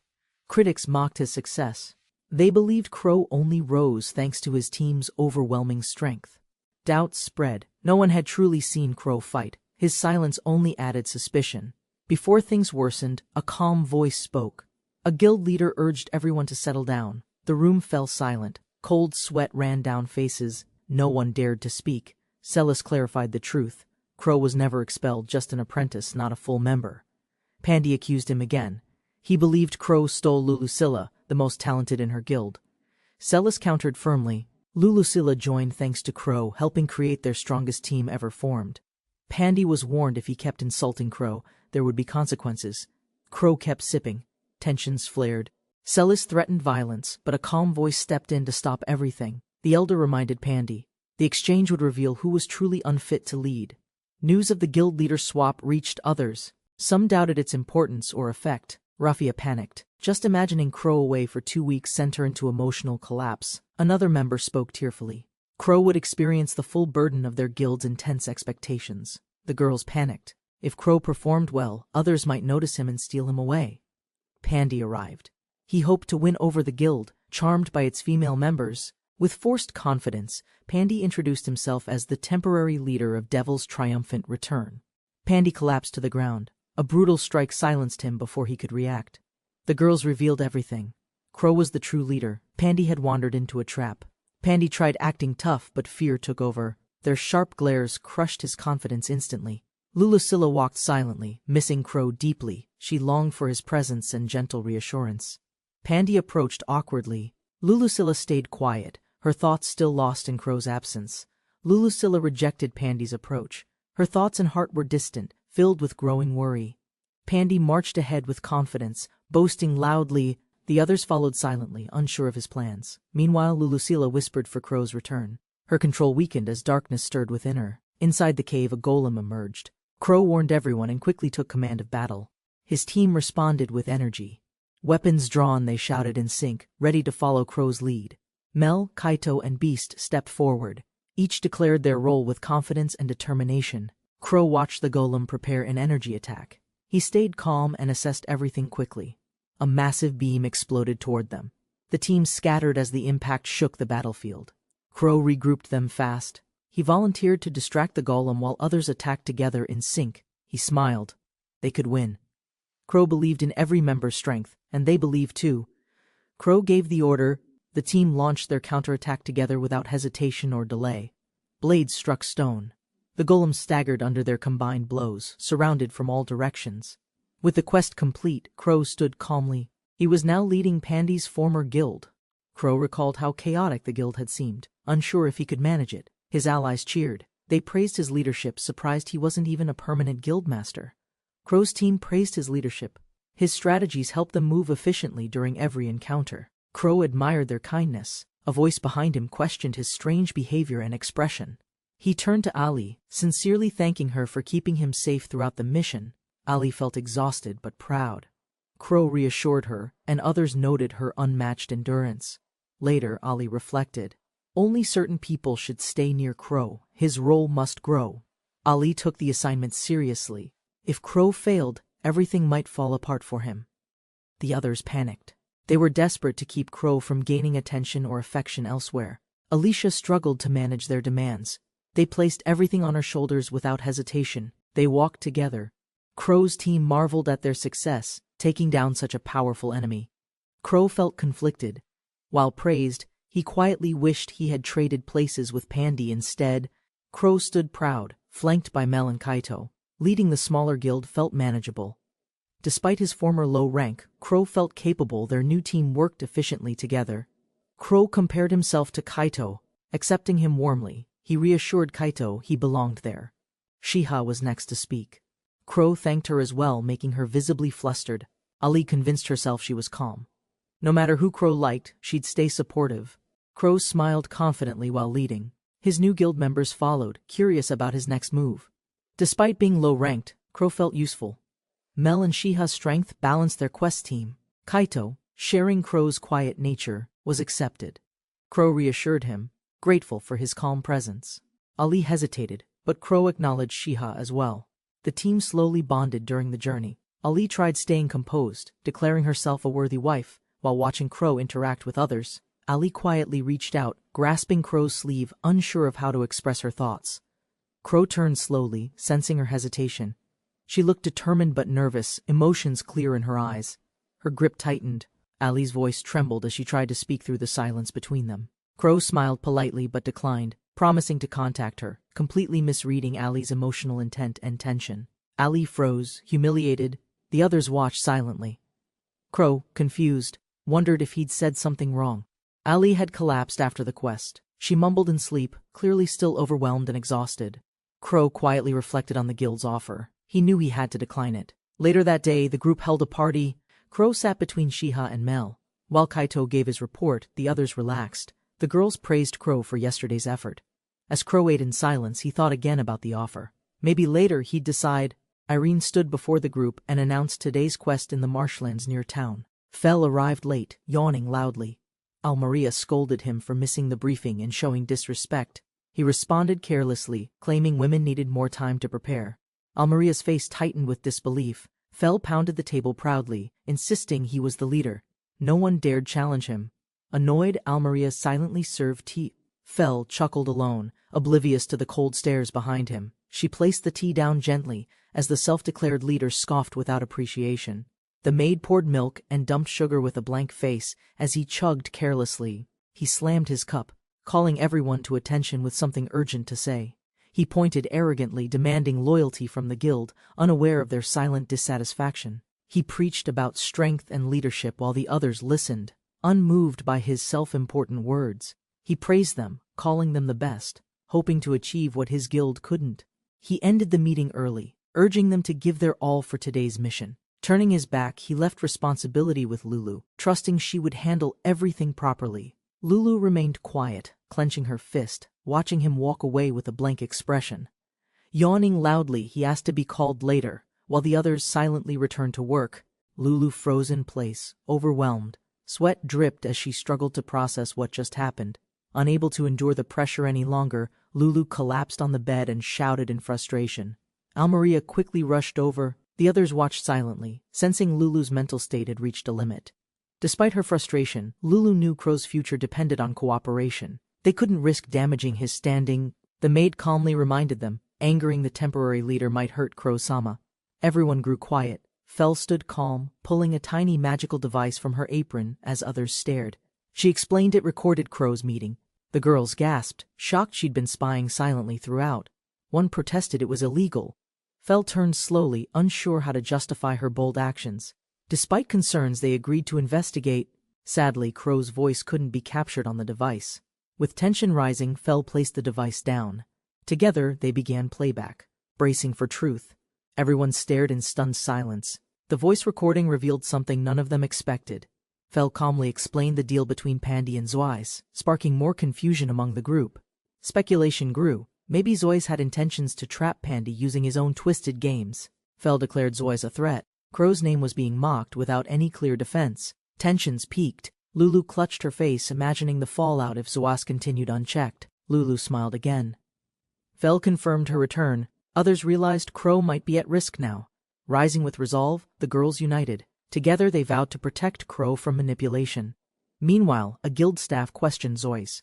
She linked the sudden leader change to Pandy. They admitted Pandy's behavior was known. Still, his skill delayed action until Crow was threatened. The guildmaster acted. Celis would replace Pandy in hopes of restoring team balance. The girl hesitated, eyes shifting, caught between lying and confessing the truth to her master. She revealed Pandy joined Devil's triumphant return instead, surprising the old man completely and instantly. Sweat formed on his brow. The truth struck him. Celis had changed everything herself. He bolted on horseback, yelling furious. 40 years of experience couldn't prepare him for this disaster. He raced toward the guild, panicked. Pandy's odds of surviving Devil's triumphant return were grim. At Beast Duchess, Crow relaxed with drinks, surrounded by women impressed by his strength. A tipsy woman leaned closer, playfully asking Crow if he had a girlfriend at all. Crow laughed nervously. denying any current relationship, surprising both women seated beside him at the table. One woman kept drinking silently, then glanced at him, asking if he liked anyone special. Blushing, she faced him directly, shyly asking if she could apply to be his girlfriend. Mel suddenly confessed, leaving Crow stunned and Shiha speechless, hands tightly clutched in tension. Blushing, Mel explained her rare chance. Shiha encouraged from behind, cheering wildly for a kiss. Mel approached gently, lifting Crow's chin with intent. Crow sensed her seriousness and didn't resist. Crow paused as Mel leaned in, realizing the moment felt unnatural, whispering that something felt wrong. Crow looked around, noticing the setup. He pulled back, accusing them of secretly recording everything. Crow hinted at dangers from his world. Both girls froze, startled by his seriousness. Sheer raised her hand. Before she could act, Crow intercepted, catching her wrist tightly. Mel, weapon drawn, stood firm behind Crow. Her glare silenced the room's tension instantly. Kaito burst in, blocking Mel's strike with his blade. The room erupted into chaotic shouts. The table shattered. Everyone took defensive stances. The party was over. Trust had crumbled instantly. Kaito drew his weapon, apologizing. Their mission was to expose Crow's weakness, not fight. A teleportation spell activated. The group vanished as the others stood in shock and confusion. The aftermath left only scattered furniture. Crow stared at the space where they disappeared. Kaito stood beside Crow. He sighed, acknowledging the wild plan and questioned its intent. Crow revealed the stolen data chip. He asked Kaito directly if he was an ally.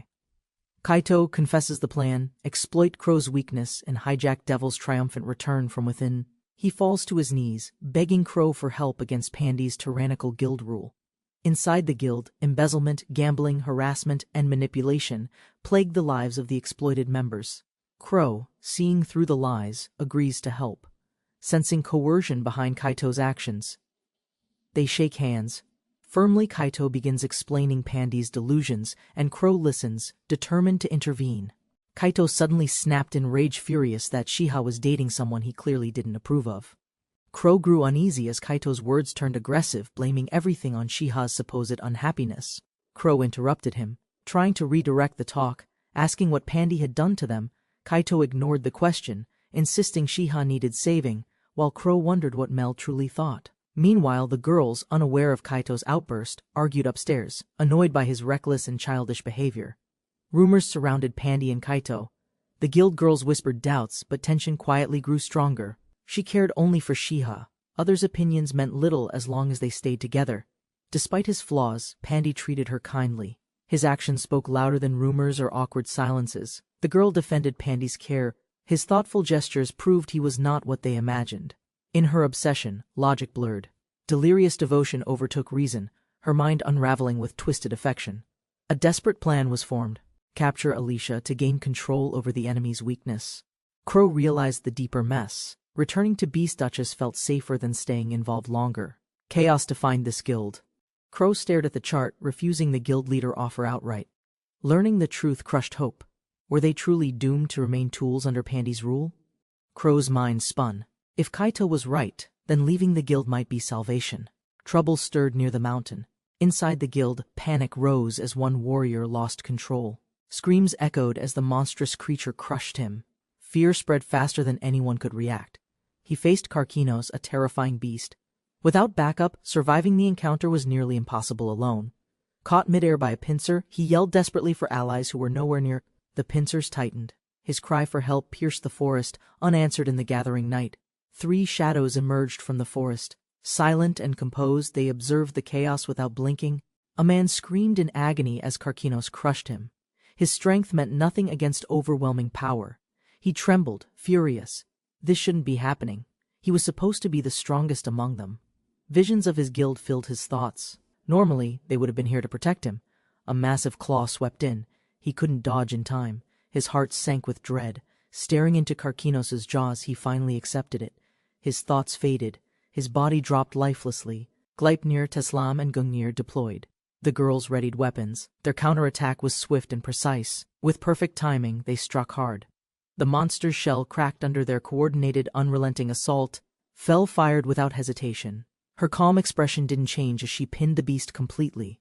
Smoke cleared. The mission was complete. Karkinos lay broken. Fell declared the area successfully secured. Alma grinned, proud of Fel. With cheers and jokes they left for crab hot pot dinner. He raged at them. Furious and wounded, he demanded answers for their delayed rescue. While he barked orders the girls calmly assessed. Lulu ignored him, focused on their plan. Fel denied his request coldly. She mocked him for wasting potions on minor enemies. Alma chuckled. His arrogance backfired. He had nothing left but anger and fading pride. Unable to hold it in, he snapped. He raised his sword in blind frustration. Their weapons clashed fiercely. Dust flew as the ground cracked beneath their explosive opening strikes. He swung wildly, taunting her. She dodged effortlessly, eyes locked, unimpressed by his reckless strikes. He shouted his strength. She stood silent, unshaken. His attack missed, slicing only the air. Seeing an opening, he lunged forward. But her counter was already ready, calm and precise.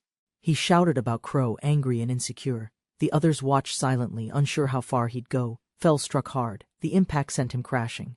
The fight's outcome was now obvious. Before he could rise again, Alma stepped in fast, her pistol aimed without hesitation. Fel spoke coldly. She aimed for joints and nerves, proving brute strength alone meant nothing. Surrounded and defeated, he questioned everything. Fel's judgment cut deeper than any wound he received. She lowered her gun. Maybe they were similar, but she chose restraint. He didn't. Fel lowered her gun. Crow never forced anyone. He gave power freely and trusted them. They reminded him, if Crow kept his weapons, he'd be the strongest one alive. Crow risked betrayal by sharing strength. That trust was why they stood beside him now. They gave Crow loyalty, not fear. For him, they fought with everything they had. It wasn't strength that united them. Crow's kindness built their bond and made them stronger. He trembled. Crow's flaws were real, but his strength and heart kept winning people over.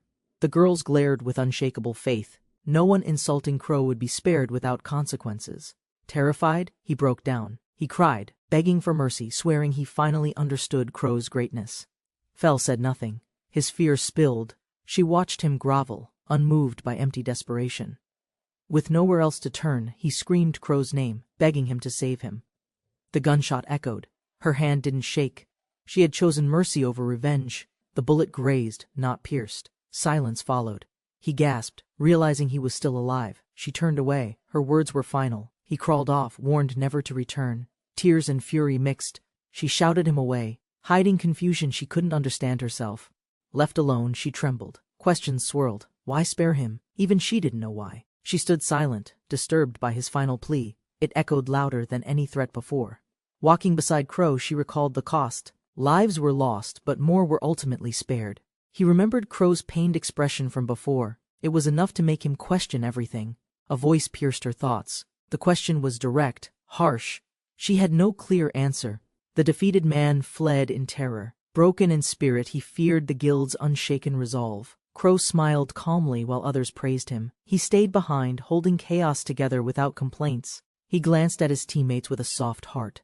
Kaito, Mel, and Shiha mattered deeply. Tears poured as he remembered their patience. Despite his flaws, they never abandoned him once. Crow changed his ways, helping others now. He vowed to live responsibly and serve sincerely. With fierce resolve and trembling voice, Crow ran forward. He returned home to where he belonged. Crow froze as distant screams echoed. He sprinted, heart pounding, sensing something terribly wrong ahead. Flames consumed the guild hall. Crow stopped, eyes wide. His home, his family was burning. He collapsed beside the rubble, trembling. Could it be demons? Did he return too late? Crow searched the shadows. Names escaped his lips. Shiha, Mel, Kaito. Were they still alive? Then he saw them, hurt but safe. His tears returned. His family was still together. Tears streamed down Shiha's face. She apologized for failing. The plan hadn't gone as intended. Pandy pulled everyone close, hugging tightly. Mistakes were made, but their bond remained unshaken and whole. Survivors embraced each other warmly. Despite the loss, having everyone alive was more than enough. Crow glanced around the scene. Calm returned slowly. The team seemed okay, spirits starting to lift. Crow sighed after hearing the truth. Arson or not, at least the threat was gone. Ali struggled to recall the moment. Her doubts about the guild leader quietly returned. Together they stood before the burning building. Despite the flames, the bond between them remained. Crow reassured her gently. He wouldn't leave. No matter what, this team was everything. Ali stared ahead, questioning her past. She hoped this place wouldn't turn into another mistake. Far off, a man observed in silence. His plan succeeded. The guild's fall was complete. Cerise stepped forward with confidence. Her title, her sword, her presence, none went unnoticed. The guild leader's expression changed. Cerise's arrival and Nightmare's danger stirred deep, urgent concern inside. They spoke frankly outside. The leader hinted at leaving. Cerise suspected his apprentice was involved. He looked back at the wreckage. Crow tried hard, but something needed to change now. With resolve in his voice, he turned. A different plan was already forming in mind. The two debated quietly. Crow should not stay, yet removing him felt equally wrong. Cerise proposed a test instead. If Crow leaves willingly, his truth would be clear. Shira delivered a detailed report. 6 women were identified, all tied to suspicious pasts. The women's tragedies varied. Demonic possessions, guild crimes, and massacres connected them through grim, violent origins. Gran and Umarma were last. One survived an attack, the other was caged for power. Shira summarized the findings. Celis quietly dismissed the importance, uninterested in what the data revealed. Celis relaxed, indifferent. To her, everything they uncovered had no meaning in the larger picture. Celis scolded Shira gently. The goal wasn't the past, but their intentions right now. She clarified her focus. Present behavior mattered most.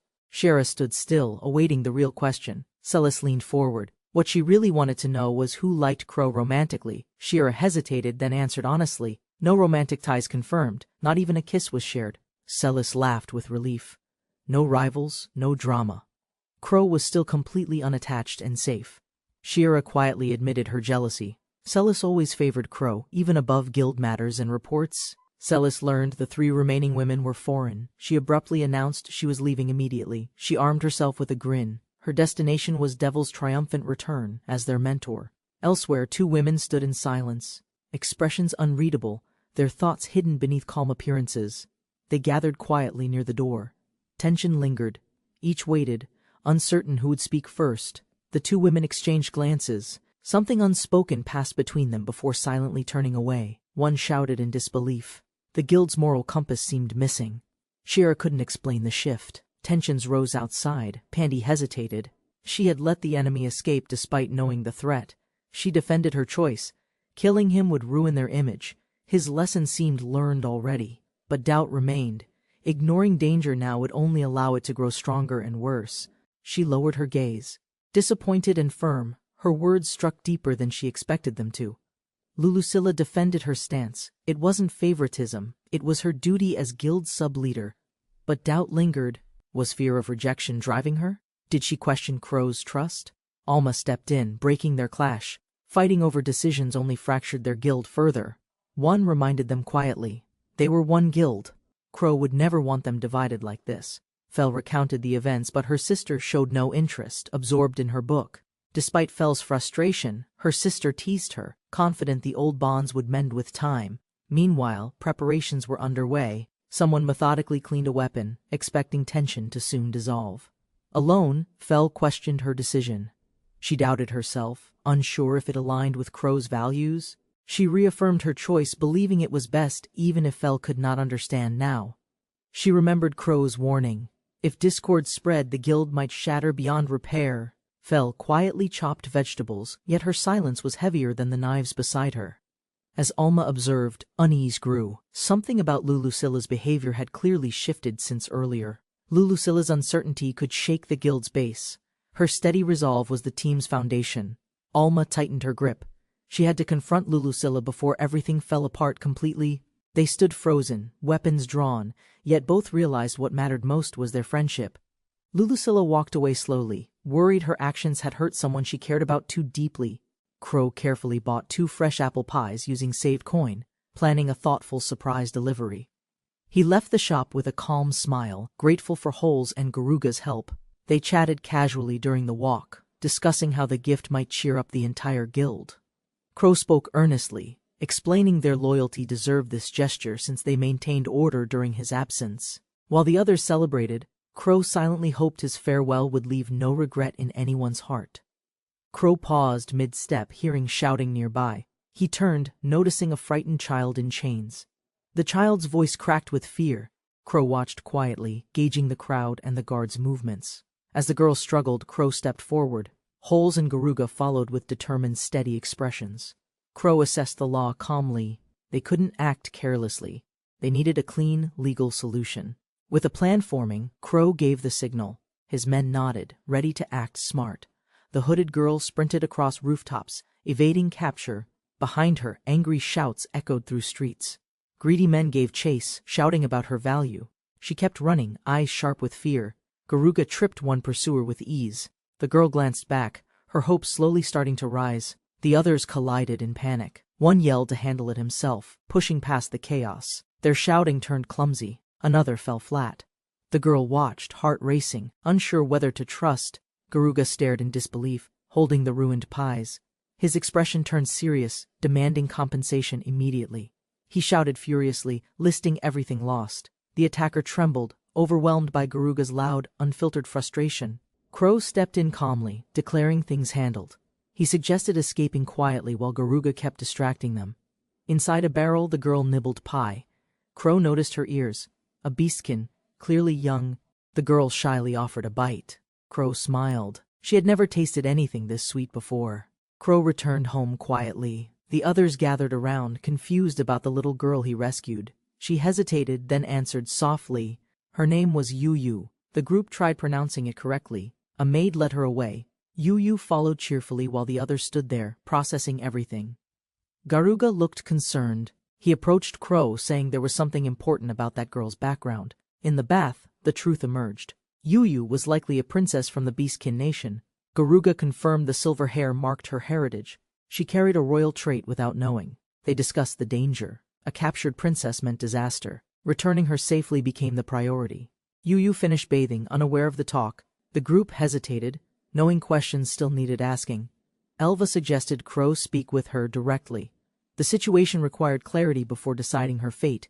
Yu bowed in apology. Crow responded sincerely, thankful for her safety and understanding the way ahead. Yu introduced herself formally. She thanked the group and revealed her title without hesitation or pride. She expressed gratitude for the clothes. The girls around her reacted with amazement and curiosity. Someone asked if she tried hiding it. Yu replied honestly, saying the truth was obvious. She explained her mission. Crow listened carefully, realizing she was seeking help for something dangerous. Crow extended his hand. He agreed to assist, treating her request with full respect. Yu looked at them with serious eyes. She asked to be taken far away. The truth came out. A succession war loomed, and Yu was caught in it. Crow gathered with allies, confused as Garuga hinted at a plan to take someone away. Yu explained the Beastkin tradition. The strongest wins the throne and marries the king's daughter. The ritual ensured strong heirs, but Yu ran to escape being treated like a prize. Garuga asked for help, knowing Crow sheltered two Beastkin and wouldn't ignore their situation now. Crow hesitated at first, realizing aiding Yu meant defying kingdoms, risking war, and calling it asylum. Garuga explained the plan's conditions. Crow listened nervously, realizing their teamwork would be essential. Yuma smiled brightly and reassured Yu. She believed her brother Crow would never let her down. Yu remembered Crow's past help. Despite concerns, she trusted him more than anyone in the room. Yuma shouted their solution. If Crow won the tournament, Yu's freedom could finally be secured.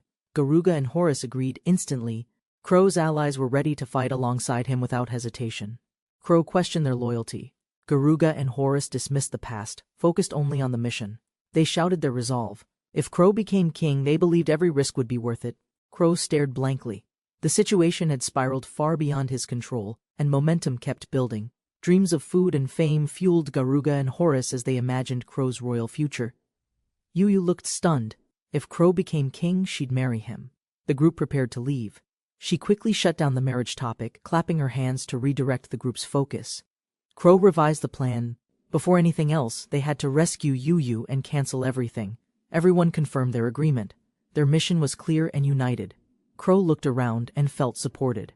Fel nodded after a pause. If Crow wished it, she would join as Yu's escort. Rofia smiled and offered her support. She would remain behind and maintain stability at home. Yuma declared herself as Yu's gatekeeper, refusing to allow any marriage without her approval. First, once the group departed, Rofia relaxed and informed Lulu that the coast was finally clear. Lulu found her friend isolated. She gently asked if Fel's situation was still troubling her. Lulu admitted she understood it wasn't a big issue. She encouraged an honest conversation soon. Still, uncertainty lingered in Lulu's heart. She feared Fel might never forgive her at all. Lulu panicked. She had never argued with a friend and feared Fell's terrifying angry outbursts. Rofia comforted her gently. Crow's silence meant she had time to fix things with Fell. A knock interrupted the quiet talk. Lulu turned to the door, curious and cautious inside. In the carriage, Crow reminded Yu to stay quiet. Her past could trigger major conflict. Crow clarified he didn't want the throne. Horace suggested a figurehead. The others laughed peacefully. 1 year ago, 2 bandits ambushed travelers in the forest, claiming ownership of the land. Crow's group arrived. The bandits mocked them, especially targeting Crow for being a weak human. Crow stayed calm and mocked their strength. He questioned their beastkin status and lack of fluff. The insult hit hard. The bandits grew furious, unable to ignore the insult to their pride. Angered, the beastkin transformed. They lunged at Crow's party, ready to prove their strength in battle. Back at the house, Lulu and the others quietly watched the sky shake from distant impact. In the present, Crow reflected aloud. Garuga and Horace clearly weren't typical beastkin like Yu. As the group sat together, Crow began forming a theory about their unusual beastkin nature. Yu explained gently, Garuga and Horace were trans beastkin, showing diluted animal traits only under stress. She revealed they left home due to low status. Their kind faced quiet rejection and exile. A towering statue welcomed them. Their guide promised the Beastman Kingdom would explain everything soon. The streets buzzed with activity.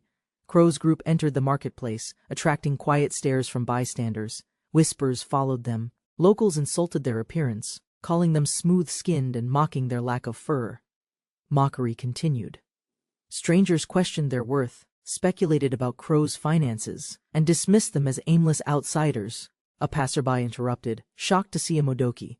Tension rose as curious eyes turned sharply. Locals shouted cruel warnings. Garuga and Horace were ordered off the main street like disease.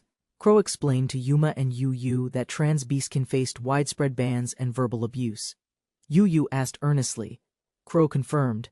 Many Modoki were mistreated, enslaved, or forced to abandon everything. Yu spoke firmly, judging others by looks, showed weakness, not strength. She refused to join that. Crow agreed. Before he could say more, another angry voice called them out again loudly. The young beastkin hesitated as Horace calmly approached. A mother scolded him for reacting. Yu urged the group to avoid trouble. They turned to the back streets without further confrontation.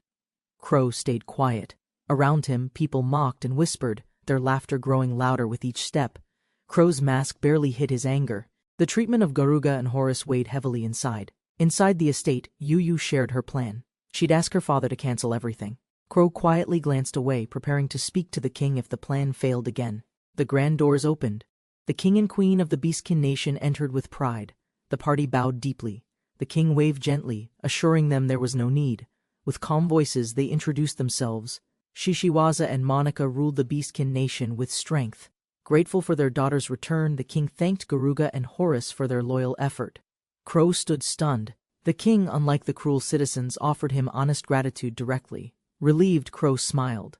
The king's fairness calmed his nerves. His hope for reason returned. But the mood shifted. A new lion roared. The engagement was not to be touched. The furious lion struck the table. He cursed Crow, rejecting his help and presence. Crow didn't flinch. He calmly pointed out Yu's will.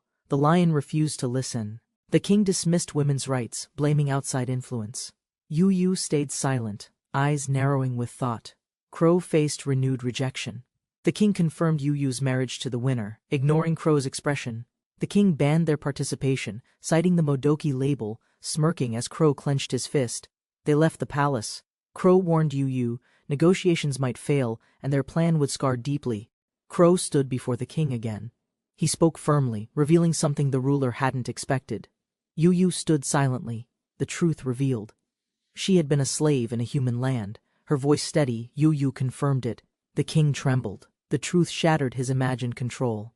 The masked one stepped forward, exposing how society saw her. Her past held dangerous weight now. The king's anger erupted. He accused them of blackmail, but his fear was already exposed. He shouted about honor and value, yet ignored how slavery had already taken both from her. Crow stood firm. Changing the bride now would destroy the king's authority before the nation. He laid it out clearly. If Yu ran the war and prize collapsed, Crow challenged the king directly. Let Garuga and Horace enter the succession war equally. Without another word, Crow returned Yu to her parents and prepared to leave silently. He looked back once. With a calm farewell, He promised to return for the war. Yu returned home quietly. Her mother welcomed her back warmly, but tension filled the room. The king clenched his fist, admitting failure.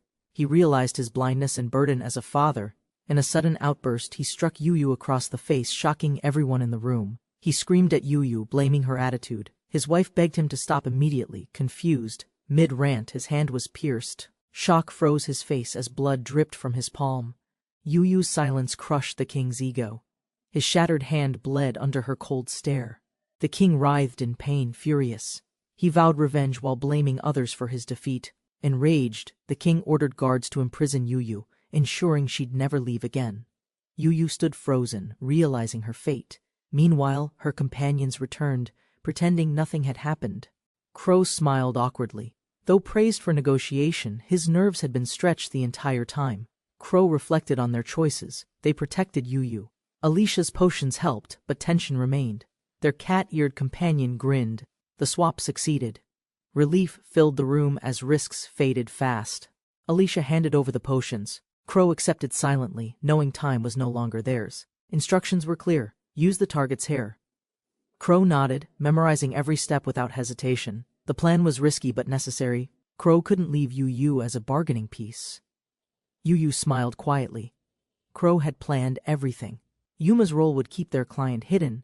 While Yu worried for Yuma's safety, Yuma feasted in confinement, totally relaxed and comfortable. Crow and his group arrived at the gates, surprised to hear familiar voices calling Horace. Millie, an avian beaskin, greeted Horace with sharp eyes and stories from their tangled past. She accused Horace of abandoning her after their engagement, claiming betrayal and heartbreak with flair. Horace tried to remain calm, denying responsibility as others questioned his broken engagement with Millie. He revealed her affair with Delga, but Millie shouted back, deflecting blame with loud frustration. Millie confronts Horace with a smile, asking if he's entering the succession war as well. Garga is shocked to hear his brother Delga, the wolf tribe's strongest, is participating too. Horace and Garga remember Delga's strength. He once exiled them, leaving behind bitter memories. Millie smirks confidently, declaring herself future queen. She mocks their chances of reaching the finals. As Millie leaves, Yu watches Crow in silence, unsure of his next move. In the waiting room, chaos erupted as contestants bragged about becoming king and marrying Yu. Garga and Horace noticed Crow's rising anger, sensing it wasn't just about the war. Despite not wanting revenge, they couldn't ignore Crow's emotions and the chance he gave them. With determination, Horace and Garga agreed to fight and correct the kingdom's wrongs together. The battle royale began across 25 blocks, each with 20 warriors vying for victory. The tournament rules were brutal. Death held no penalty. Yu and allies stayed silent, tense. Behind the scenes, their enemies plotted. Bribed warriors waited to ambush one target Mopoki. The match began. The announcer roared. Their foe laughed confidently, certain of Mopoki's quick defeat. Horace calmly drew his bow. With steady breath, he whispered the technique, fail not, 20-shot barrage. In an instant, arrows tore through the ambushers. Shocked cries filled the air. Horace stood tall. The lion's eyes widened in disbelief as the Modoki effortlessly erased the opposition with precision. The arena fell silent. Horace stood victorious, his enemies defeated before raising a single defense. The lion growled in panic, now demanding Garga's fate. A fist answered with quiet certainty. Garga crashed through the enemy lines, his strength undeniable. One strike decided the match instantly. Together, Horace and Garga stood tall. Mocked once, they now faced the finals undeterred. The Beastkin leader trembled, shocked by the Modoki's strength shown so far in the tournament. Delga roared in victory, standing atop fallen warriors, proving why he's feared across the land. Crowds chanted Delga's name. Horace and Garga silently stared, their expressions unreadable but steady. Despite the celebration, Delga's sinister grin signaled more to come. The others cheered, blind to danger. A sudden strike from the boar warrior interrupted. Delga turned, eyes narrowing. The fight continued. Delga hurled his opponent into the air with a flick, silencing the entire arena instantly. Beastkin nobles praised Delga's strength, believing the Modoki duo would fall without much resistance. A princess named Monica grew wary, sensing the Modoki's true strength wasn't mere coincidence or luck. The nobles assumed the weapons were the source of strength, planning to separate the duo from them. Confident in their control, the overseer vowed to expose the Modoki's weakness through manipulation and sabotage. She twirled before the mirror, hiding her nervous heart beneath a playful, confident wink. 2 years ago, behind closed doors, tension surged and decisions born in shadows took dangerous shape. Whispers filled the room as betrayal unfolded, mocking loyalty with cruel laughter and hidden intentions. Plans were whispered in darkness, schemes growing sharper with each word spoken behind trusting backs. Beyond the door, he listened in silence, heart sinking as truth replaced every false smile. Behind the cracked door, Horace witnessed a betrayal wrapped in silence he could never forget. Standing firm, Galga challenged him with a smug grin, confident in cruel inherited strength. Knocked to the floor, Horace gritted his teeth while Millie's demand made everything worse. Voices condemned him loudly, striking deeper than fists, branding him unworthy of name and home. Laughter echoed as Galga stood tall, proud, declaring himself unbeatable before his humiliated brothers. Crowds shouted Delga's name as Horace and his brother returned, quiet but determined inside. Galga greeted them with sharp teeth and cold words, eyes filled with mocking disdain. He scoffed at their presence, ridiculing their efforts, laughing at memories of past defeat.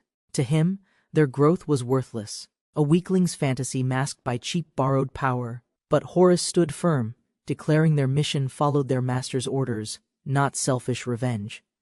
Galga called it mercy, claiming exile saved them, ignoring the pain he'd left behind. With smug arrogance, Galga laughed off their anger and vowed to crush them at finals. A sudden announcement interrupted him, a royal message arriving that none had expected. A formal review revealed potential violations regarding weapons used by Horace and Galga earlier. Both weapons were traced to human crafters, stirring tension across the beastkin-filled audience stands. The crowd turned angry, shouting accusations as Horace and Loran stood silently on stage. Yu protested the ruling, insisting no rules existed, but the decision was already finalized.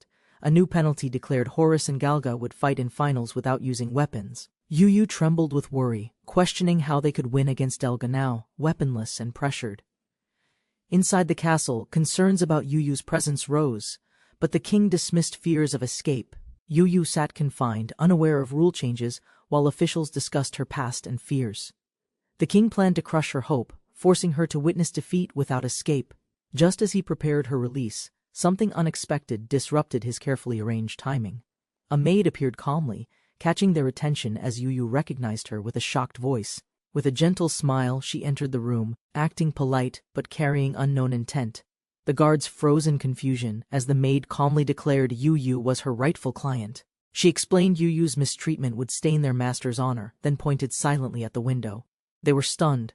No one should have entered from that height, but she clearly had. He growled, accusing her of using tricks, comparing her to the so-called knockoff fighters. The maid's calm reply hinted at deeper knowledge. She questioned his motive for hiding weapons. The king accused her of scheming, convinced she wanted to use Yu as leverage.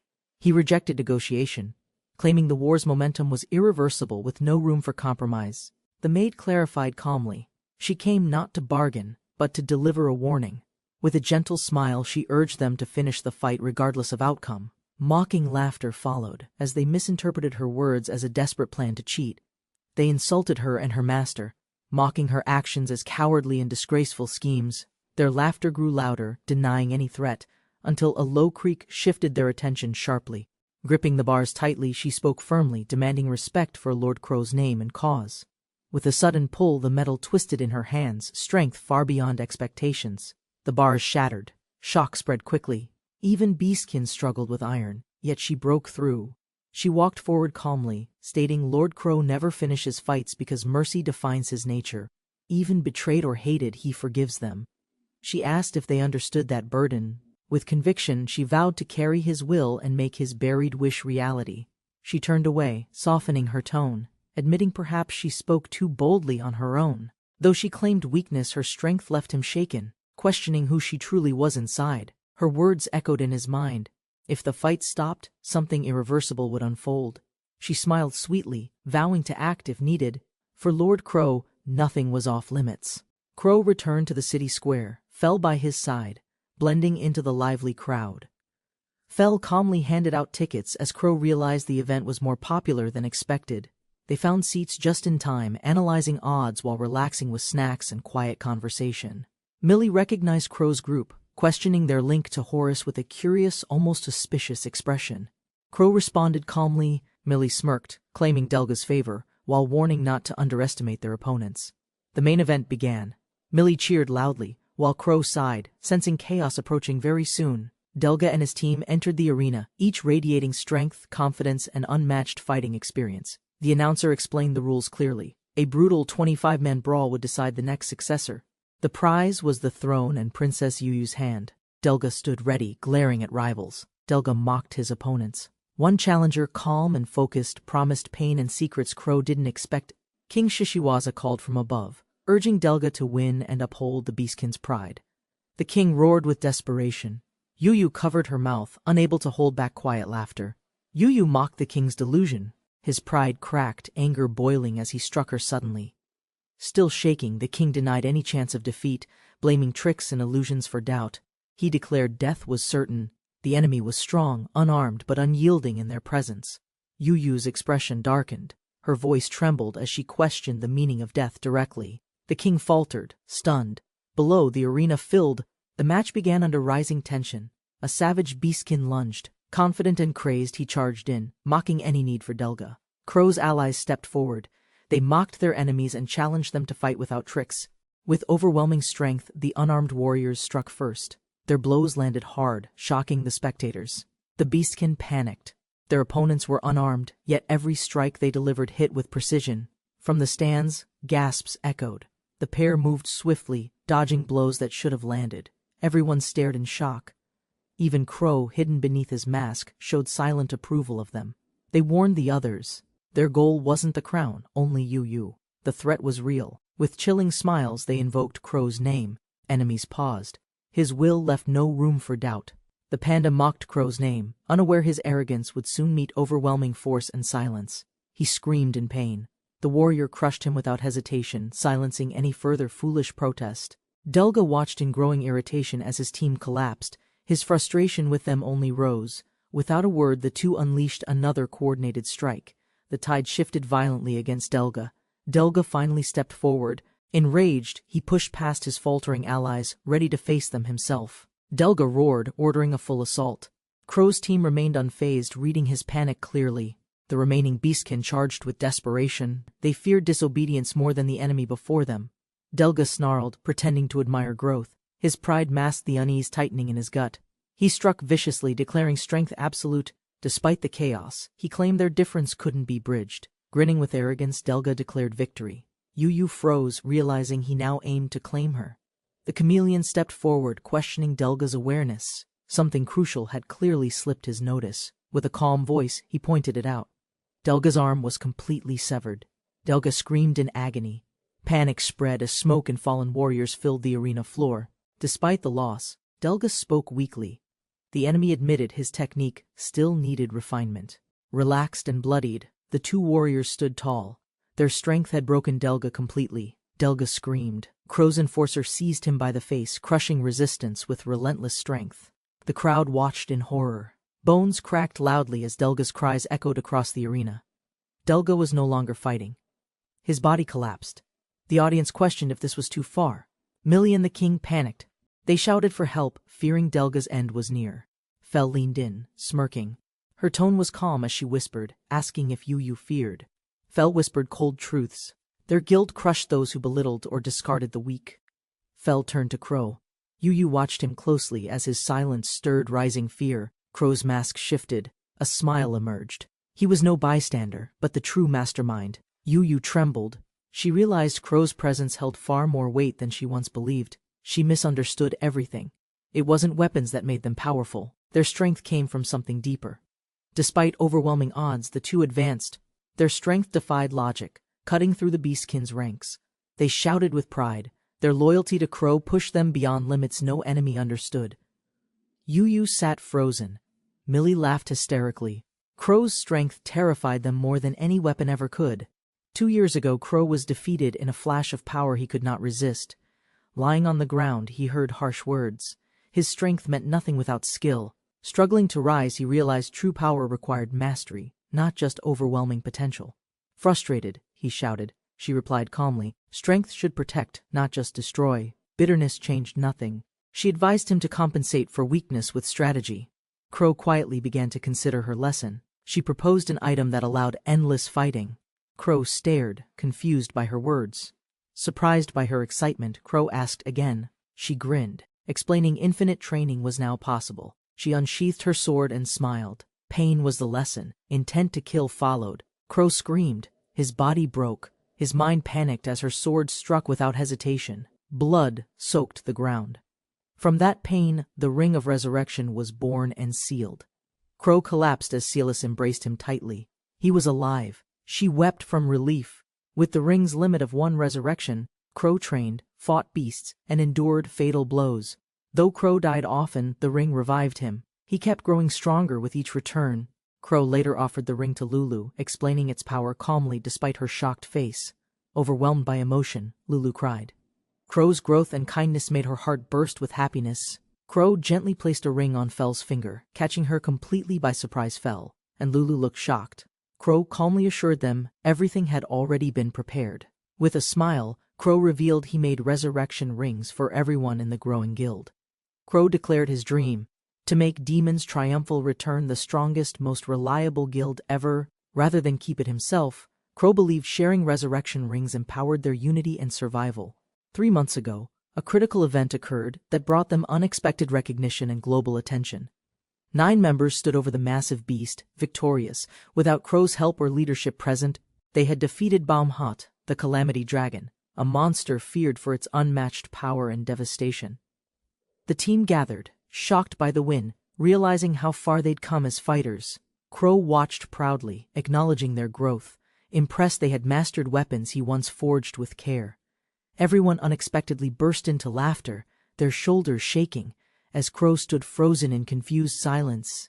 Crow asked what was funny, still clueless. A girl stepped forward, gently lifting her skirt. Smiling proudly, she explained that Crow had taught them how to grow stronger through resurrection. Crow blinked rapidly as the truth sank in. He stared at the ring on hand. The girls shared their gratitude, thanking Crow's strategy for endless growth through death and revival farming. Everyone suddenly laughed, covering their faces. Crow stood confused, unsure what was going on. Crow asked what was funny, only to see someone slowly raise their hand with a smile. Lulu reminded him he taught them to fight, grow stronger, and keep resurrecting through hardship. Crow looked shocked as he noticed rings on their hands. He never expected this outcome. They explained how Crow's idea helped them level up, thanking him sincerely for their strength. A voice echoed to Crow, urging him to accept the truth standing before him. The stranger praised Crow's endurance, calling him a leader who finally deserved his rightful reward. They stood apart, yet united by past suffering, told to enjoy power however they pleased. With conviction, the stranger declared they deserved it, calling him Lord Crow without hesitation or doubt. Crow's old tormentor appeared bloodied. His guild had acted swiftly, punishing anyone threatening their master. Crow looked around the ruined classroom, stunned by the bodies. He whispered, questioning his power. The smiling figure confirmed it.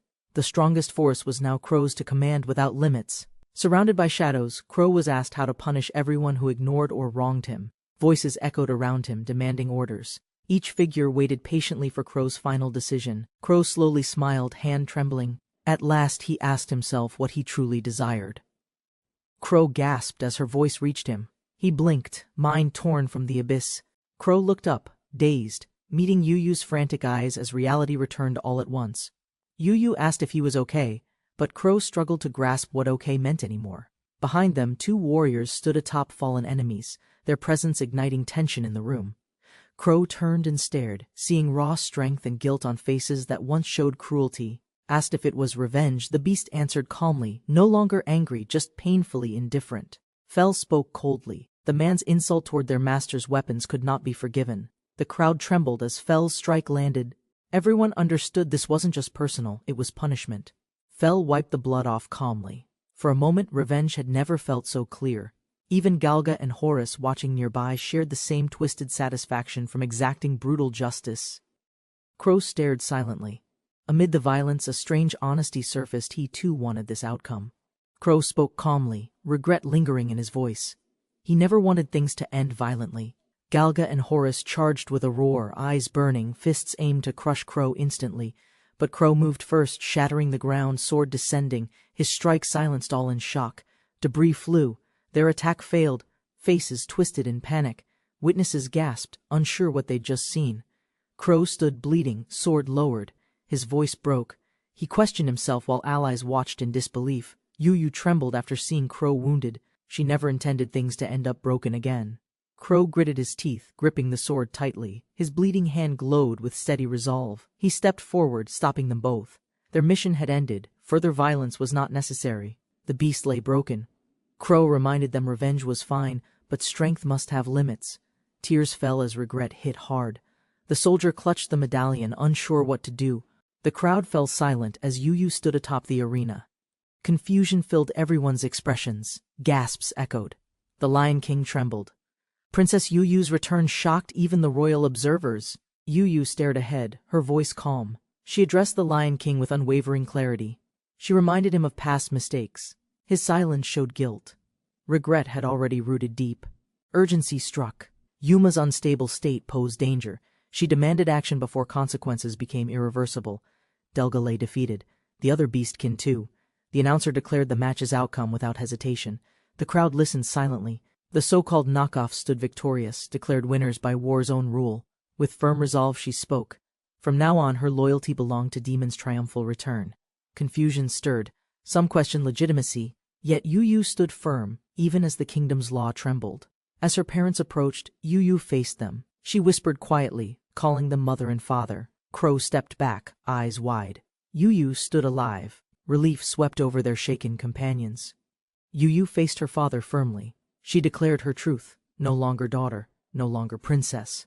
The throne room shattered with voices. Her father begged. Succession must continue. Yu Yu remained silent still. Desperate eyes trembled. He spoke of marriage and war. Communication failed. He pleaded for one chance. Yu Yu lowered her eyes. A voice rose behind. You've heard enough. Family ties still remain. Yu Yu turned to leave with Crow. Her father snapped, rage burning through his final restraint. Gripping fear twisted his face. His royal claim hung on Yu Yu's role in succession. Yu Yu raised her fist and struck. Her voice stayed cold. Enough. She would not yield. The others stood frozen, silent, witnessing the end of a kingdom's grip over her. Yu Yu stood tall beside Crow. Delga trembled. Without her, he would have faced death alone. Crow sighed. The plan succeeded too well. Below, the hall echoed with smoke and defeat. She approached Crow with awe. Tears shimmered. Her admiration overwhelmed him in awkward silence. While one begged for forgiveness, another blamed Delga. Yu Yu packed quietly, ignoring their desperate pleas. Crow watched from the window, thoughtful. Behind him, the maid entered, silent with a package. She looked at Crow, conflicted. Her eyes carried words she could never bring herself to speak. Their carriage rolled steadily. Crow suggested visiting Hui. He needed someone trustworthy to watch Yu Yu. Inside the coach, silence lingered. Laughter outside contrasted the quiet tension building among passengers. Fel glanced at Crow. Concern filled her voice. Was something wrong behind his calm face? Crow turned slightly. Her voice stirred questions. He paused, then asked about her sudden behavior. He looked away, hesitating, thoughts circling. His voice low. No, I'm not angry, just unsure. Crow reassured Fel. She did nothing wrong. But something deeper haunted him about the guild. He recalled their last great battle. They retrieved the rings after defeating the monster Bamoha. Using resurrection rings gave them strength, but also power that twisted everything into something dangerous. The price was heavy. Their guild changed. Not just stronger, they became cruel, cold, unforgiving. Fel watched Crow in silence. His guilt was clear. Some scars never leave the heart. Crow blamed himself. The power, the weapons, the guild. Maybe none of it was right. The world rolled by unnoticed. He whispered a thought he never dared say before. His fingers trembled. The mask no longer felt like protection. It only reflected doubt. Crow made a decision. When they returned, he would leave. For everyone's sake, including his. Elsewhere, war returned. The battlefield echoed steel. Lulashirka fought alone, unaware of Crow's silent resolve. Lulashira faced her opponent. Both raised their weapons. Neither blinked. The duel had truly begun.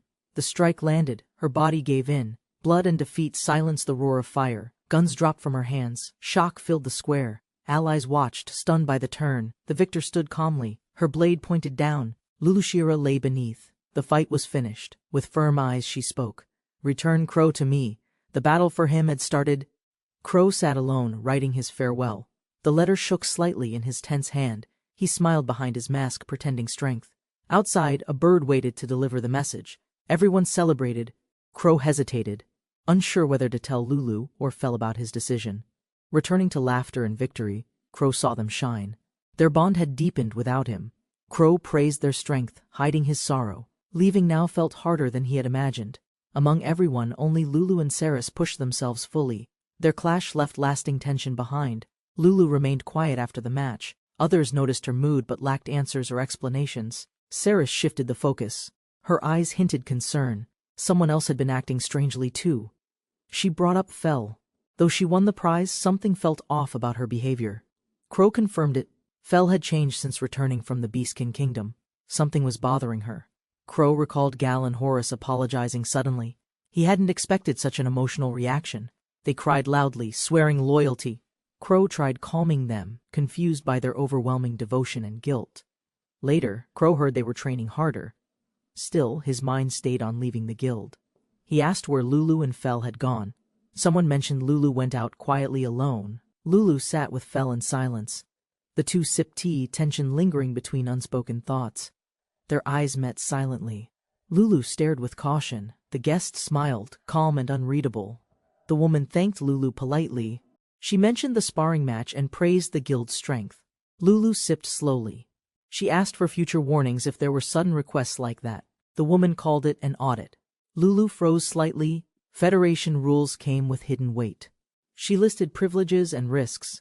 Forbidden magic, restricted zones, weapon permits. Lulu listened without interrupting. Lulu remained silent as the guest warned her. Murder was sometimes authorized by the Federation. She explained that newer guilds like Devil's Triumphal Return raised concern due to rapid growth. Incidents in the Beastkin Kingdom were cited. The guest questioned the guild's judgment and control. Lulu denied any abuse. The guest smiled, warning that collapse meant revocation and total dissolution. Then came the real threat. She said Crow shouldn't remain in a guild like theirs. Lulu paused, eyes narrowing. Now it was clear. The real target was Crow himself. The guest revealed detailed knowledge. Past records, quests, member histories, sympathy mixed with veiled accusation. Lulu responded coldly. If violence helped cleanse corruption, she wouldn't stop it from happening. But the guest warned sternly. Crow must not be used for vengeance or personal justice. The words struck deep. Lulu froze, her heart racing. She finally understood the true threat. The guest accused her calmly. Lulu had been using Crow to justify everything she did. Lulu exploded in anger. She denied everything, claiming their bond with Crow was genuine and deep. But the guest struck back. If Crow wanted to leave, Lulu would surely stop him. She claimed Crow confessed it himself. He had spoken just after the guild leader meeting. Crow's own words were clear. He wanted out. Lulu stood frozen, unable to answer. Crow had said it himself. He wanted to leave Devil's Triumphal Return without hesitation.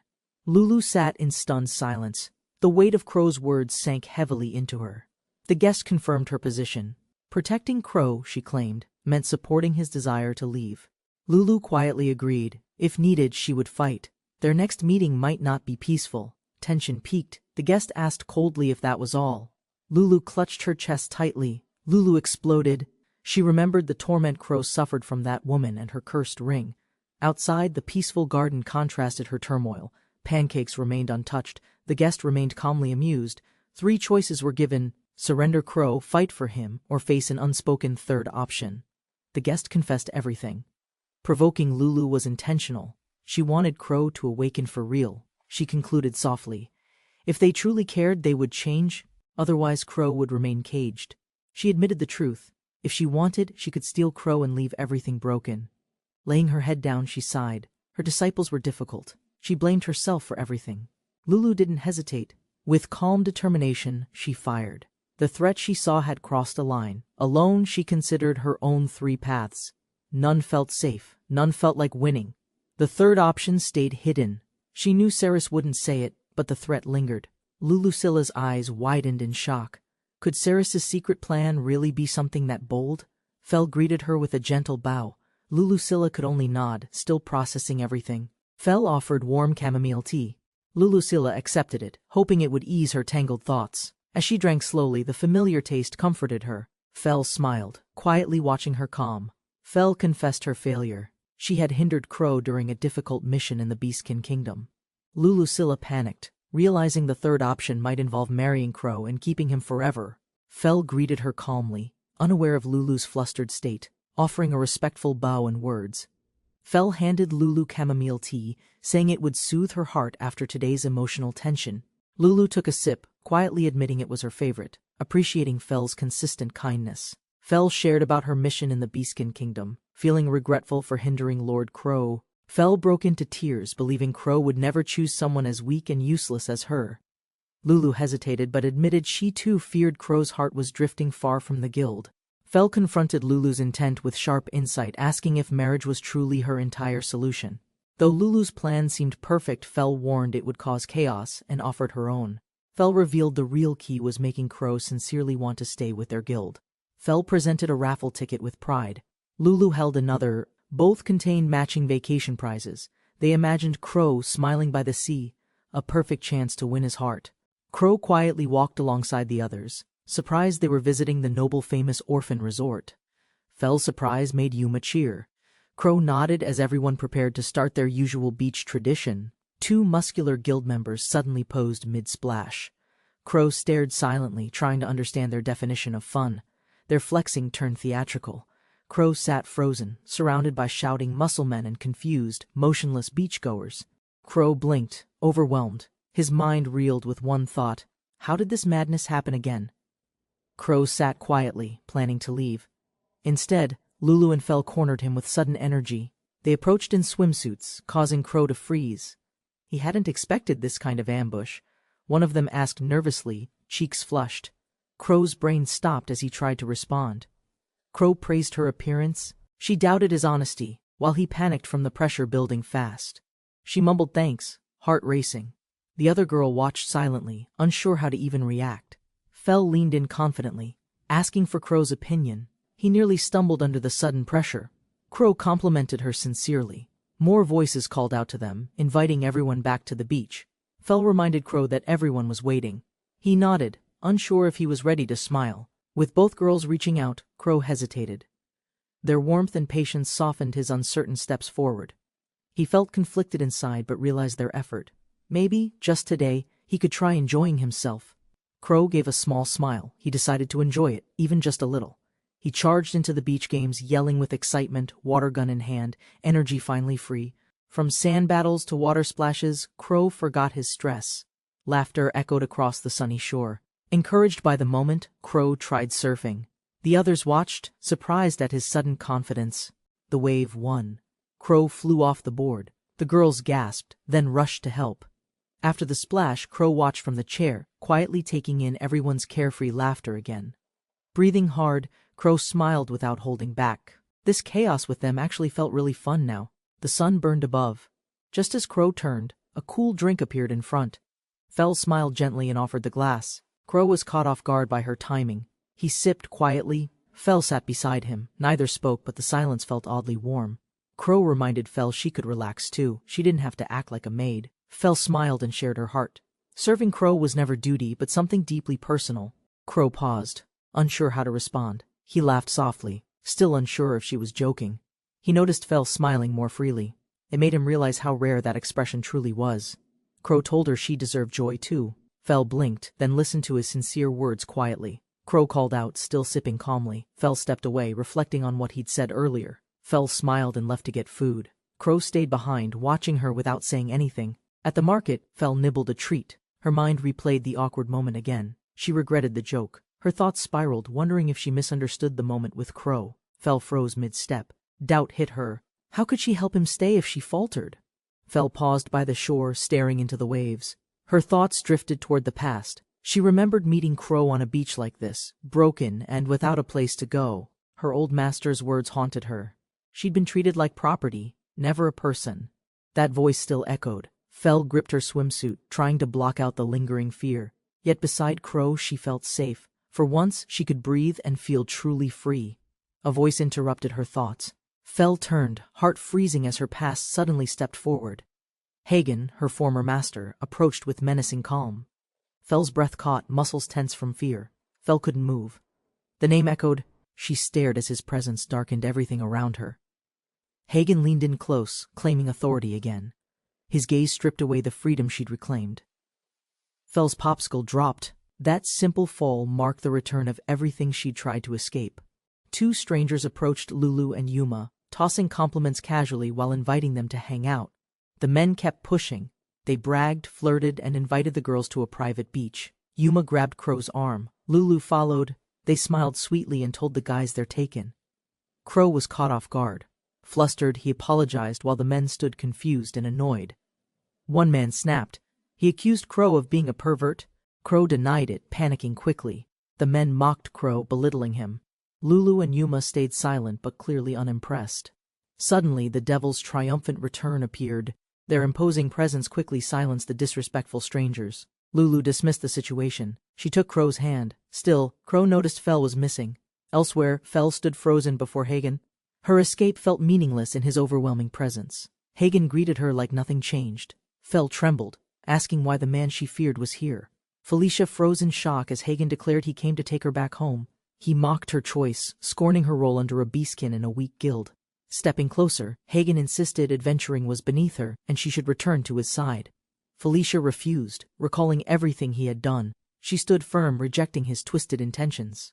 Hagen laughed bitterly, masking envy with contempt, bewildered by Crow's bond with someone like Felicia.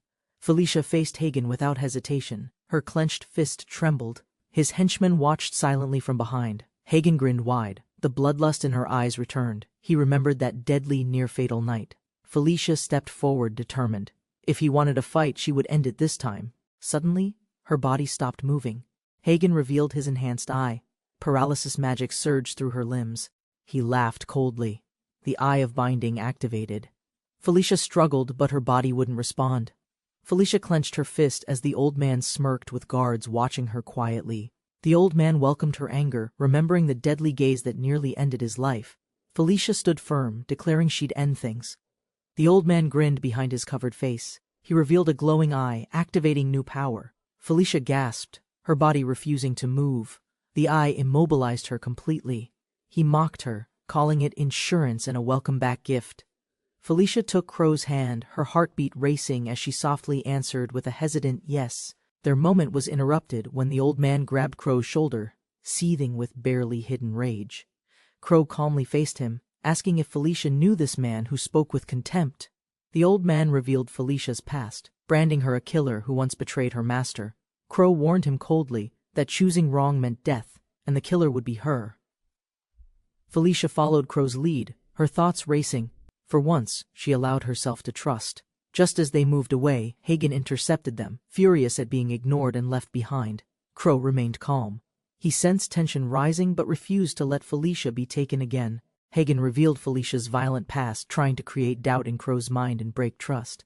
Crow didn't flinch. He accepted Felicia's history, knowing danger might come from her yet staying close. Felicia buried her face in Crow's chest, heart pounding from relief after the confrontation ended. Crow froze in confusion as Felicia gripped his shirt, asking to stay like that.